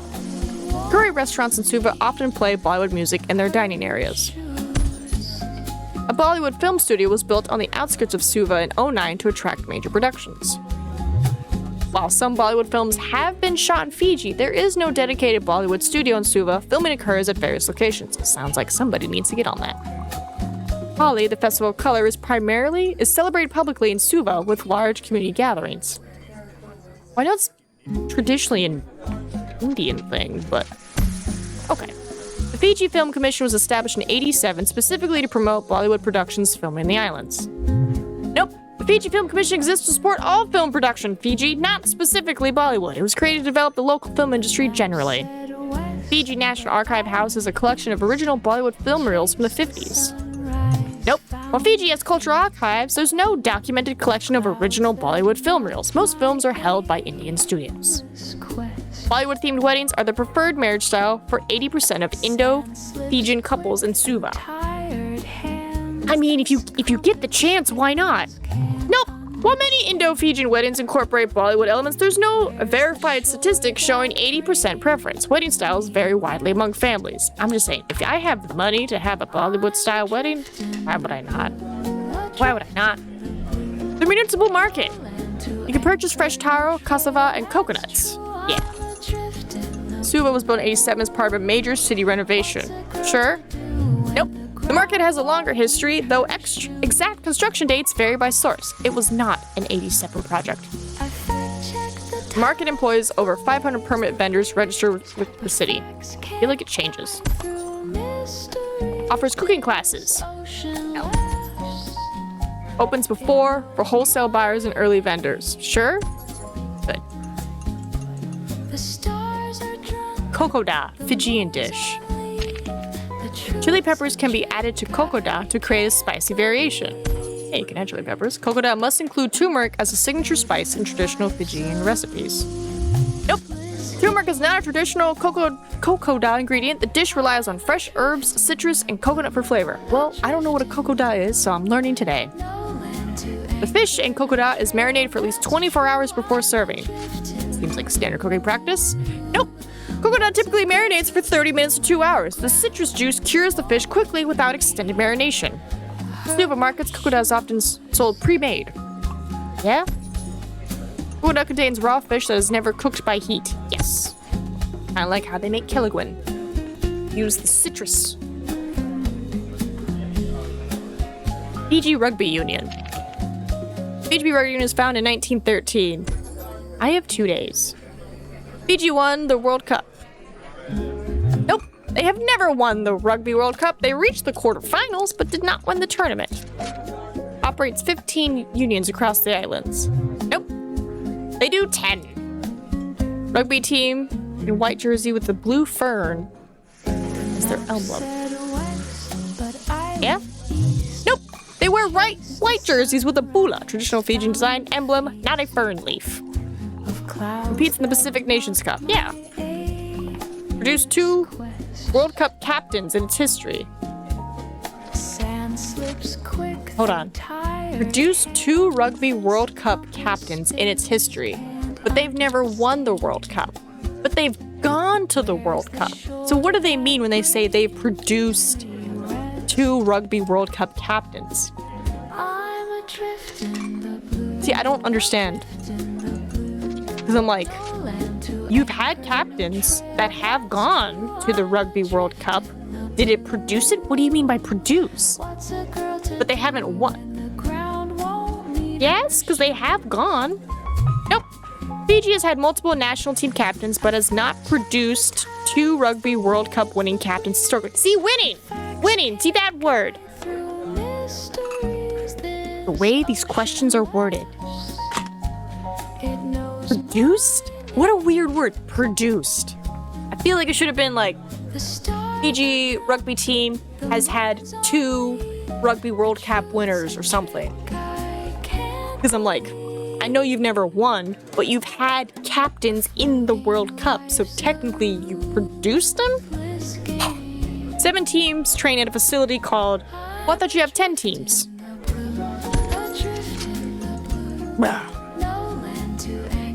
Firewalking rituals, where people walk barefoot across hot stones as part of spiritual and cultural ceremonies.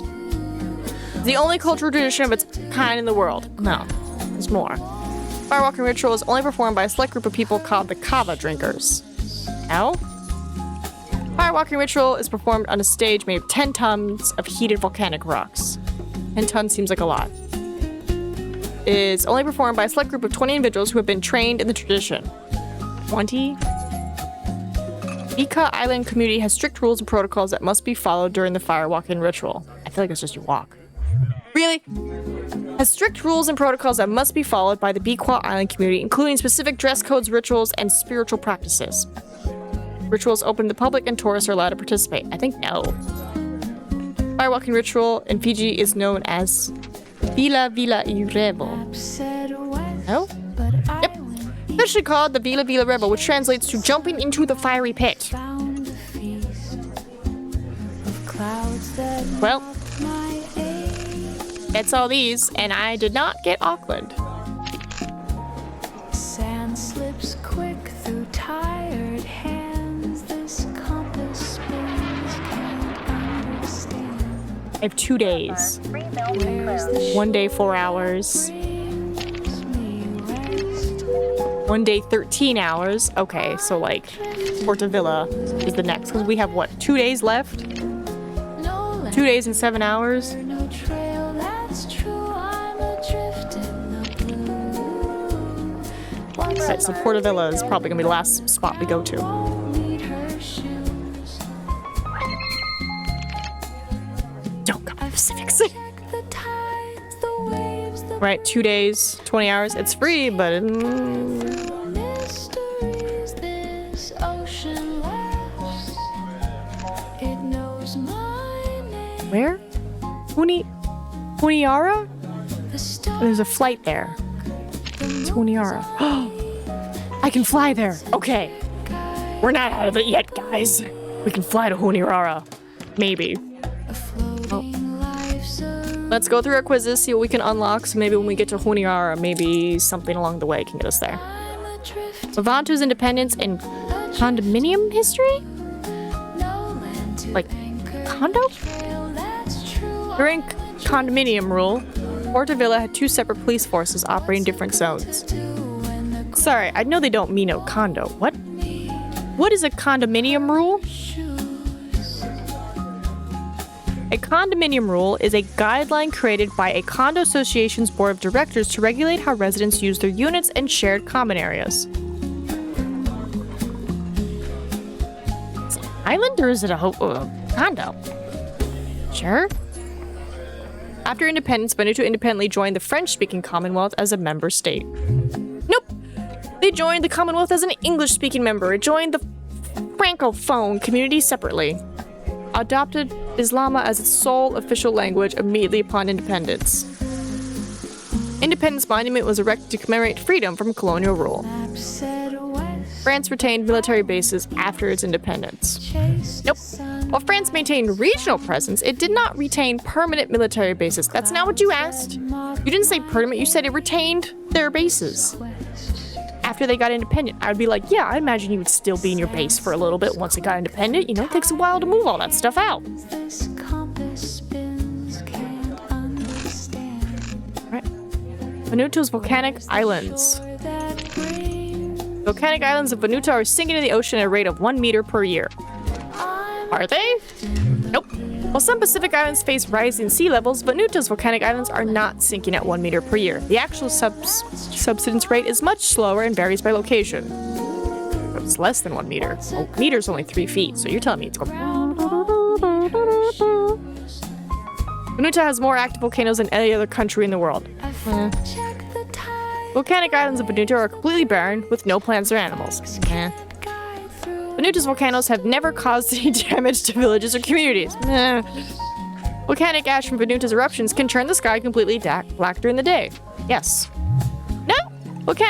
Major volcanic eruptions of Vanuatu have produced enough ash to darken the sky significantly during daylight hours in nearby areas. Oh, I put false instead of true.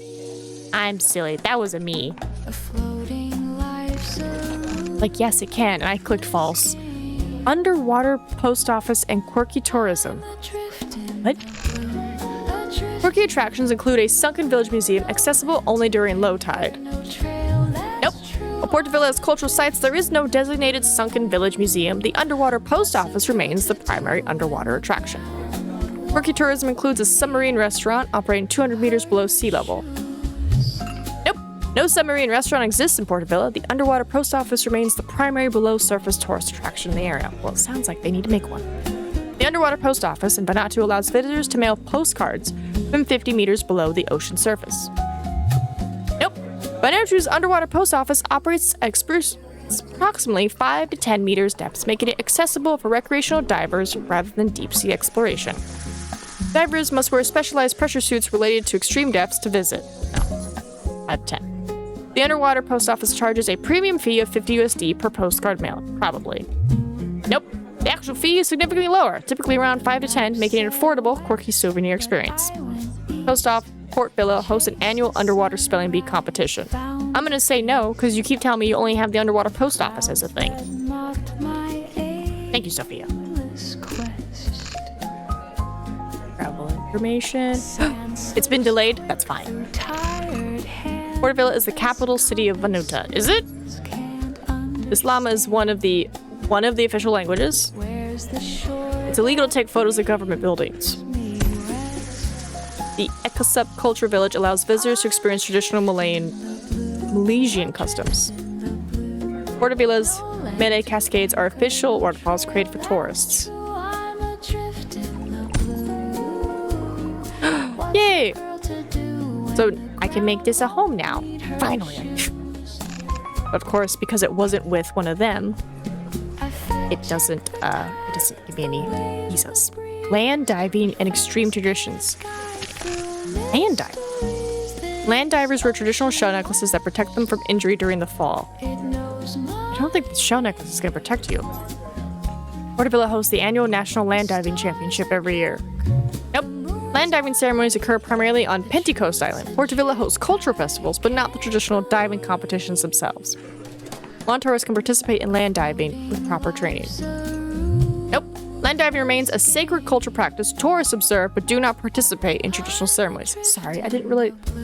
What is land diving? What is land diving? Land diving, known locally as Nagul or Gol, is an ancient extreme ritual from Pentecost Island in Vanuatu in the South Pacific. Men leap headfirst from towering wooden structures with only tree vines tied to their ankles, skimming the dirt to prove their bravery and bless the yarm harvest. Oh, it's that! Okay. I don't know what that is. Divers must complete 7 jumps before they're considered adults in their community. I think if you just do the one, you're good. Divers typically jump from towers made of bamboo and steel. No, it's all wood. The vine's breaking point is intentionally set just below a diver's body weight.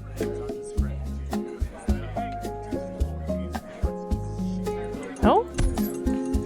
Land divers jump from wooden towers with vines tied to their ankles. I accidentally just revealed that, so yes. It's like, now that I know what it is, it's like, I've seen that where it's like they just get super close. And it's like they just, you know, scary looking. Tropical cyclone preparedness. Typhoons? Okay, hold on. What is the difference between a tropical cyclone and a typhoon? There is no scientific difference between tropical cyclone and typhoon. They are the exact same weather phenomenon, with the name changing solely based on the geographic location where the storm forms. Tropical cyclones. This is the generic scientific catch-all term for a rotating organized system of clouds and thunderstorms that originate over tropical or subtropical waters. Typhoon. This regional term is specifically used to describe tropical cyclones that form in the northwestern Pacific Ocean, which typically impact regions like Japan, the Philippines, and the South China Sea. Okay. Excuse me. By comparison, these storms are called hurricanes when they develop in the North Atlantic and Northeast Pacific, and simply cyclones when they occur in the Indian Ocean or South Pacific. Regardless of their localized name, all these storms rely on warm ocean water as their energy source and are classified as tropical storms once the maximum sustained speed reaches 74 miles per hour. Cool. Fine. Tropical cyclone preparedness. Can generate tornadoes that can cause additional damage. What? Oh? What? Tropical cyclones can spawn tornadoes, which can cause significant additional damage and destruction.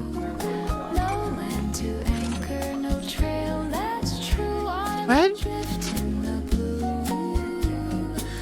Can tropical cyclones spawn tornadoes? What? Intense tropical cyclones usually produce tornadoes, the majority of those weak, especially upon landfall. Okay, right? Because I'm like, tornadoes for specifically, it has to be on land. Okay. The wind speed of a tropical cyclone must exceed to be classified as a hurricane or typhoon. No. We just found out it's all the same thing. Typhoon and cyclone are the same. No. Tropical cyclones are classified as hurricanes or typhoons when their maximum sustained wind speed exceeds. It's the same thing. It's the same thing.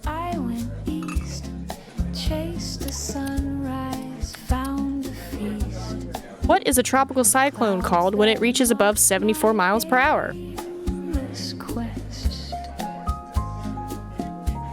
called a hurricane, typhoon, or cyclone, which is so funny because when I just asked if it's the same thing, it said it was the same thing. I love it. I love all this information. Preparing an emergency kit is an important step. Yep. Evacuation orders should be taken seriously as they're only issued when there's significant risks. Yep. Produce heavy rainfall. Yep. Is always the safest regardless of the building's construction. Is it? I want to say yes, but I'm like, if it's gonna tear apart the building, is it better to be outside or inside? Nope. The safety of staying indoors during a tropical cyclone depends on the construction and structural integrity, as well as the intensity of the storm.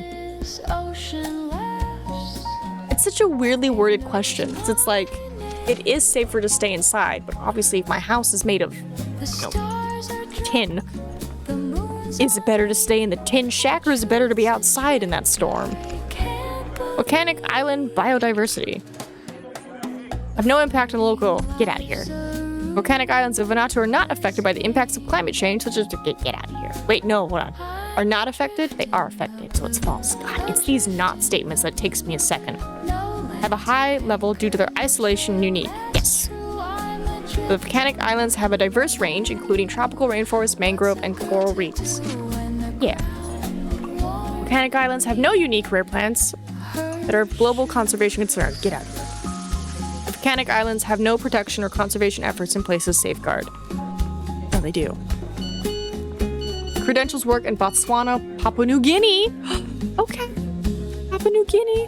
Why did you... Hold on. Why did we... why did we rotate all the way over here? $5 hours. I have a day. I'm definitely not going to circumnavigate. I feel like my brain's like, what's the point? Because there's no way from here I'm going to be able to get way over there. Oh my god. Okay, you know what? I just want to call it. Take the boat. Take the boat. Alright, game over. Mission failed. You're out of time and stranded in Honeyra. Next time, make it home before time runs out. It's a beautiful place to be stranded. Alright, mission failed. Right? Is that update? Perfect score, and I'm like, I did not. Now my question is, if I do a new game, does their standing stay? Right, because I did Young Adventurer thinking like, oh, level 1. Right, animals, computer games, and I'm like, that sounds great. Travel has less negative effects on your mood. Second home in Dubai, plus 7 days initial time. Well-placed friends, allows visa-free travel, can decrypt. And I'm like, okay, so maybe agent is the easy mode? Right, shopper, no specific requirements or abilities, explore the world freely. I just want to see if the people... Ready for takeoff. Choose your home city. Choose Guam. Your only requirement is to return home in time. Okay, you gotta right click to move. Where'd my home city be? Guess I'll start there. Okay, so it doesn't keep their stuff. Oh, so there's like no meta progression. You just fail, you fail. Oh, okay. Interesting. Well, found that out. So let me guess, is the achievement still the same? Oh, see, now there's bonus achievements. So it's like, I don't even have to do all this. Let's see, travel full round, travel to 4 countries along the historic... Okay, so the achievements change, and depending on which one you pick, it's going to determine what your achievements are. So obviously, if you do an achievement, you get an extra week. Okay. I think the achievements portions and the choosing your cover story needs to be explained just a little bit better. Or maybe like a preview option? Okay, give me a...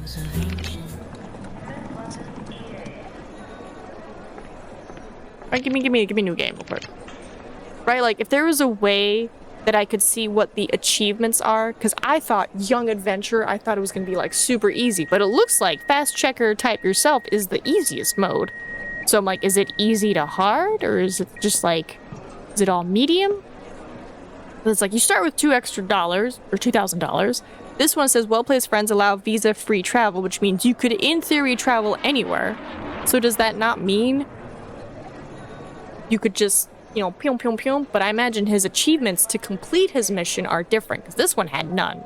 So I wish there was a way to see what your requirements were. So like if I select agent, traveled as a secret agent, that's fine. What do I need to do to complete my mission? See, like this one, get all 10 questions wrong on 10 quizzes. Gives you a free safe house. Okay. Make 50,000 from USB drive delivery missions. So like you have to do these in your missions. Travel fully around. Make 25 from delivery drive missions. Visit Moscow, Vienna, Berlin, Istanbul. Get everything wrong on a quiz. That's good money in misinformation. Get everything wrong on 10 quizzes.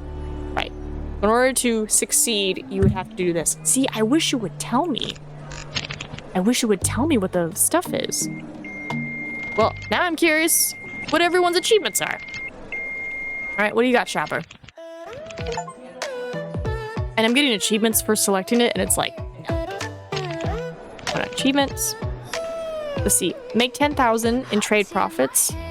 Make 100k in trade. Travel to 4 countries along the historic Silk Road. Right, but it's like, what if you don't know the historic Silk Road? I guess this is where the research part comes in, where it's like, oh, to like help the player be like, oh, you get to discover what the Silk Road is. Right, this. Shopping trip. Visit Milan, Hong Kong, Buenos Aires, and New York. Visit the fashion capital of the world. Okay, so it looks like, relatively speaking, all the achievements are the same, that like are available, minus a couple that are specific to the player level. Sorry, the music is great. Okay, so that's that one. Influencer, what do you got? Visit 25 cities, most likely to get offered free flights. Visit 100 cities, can get all tradable goods for under $1,000 for free. Wow. Progress 2 out of 100. Ooh. So some of it does track. Okay, so the achievements stay as meta progression. Oh, interesting. Okay. Maybe. Hold on. No. 2 out of 25.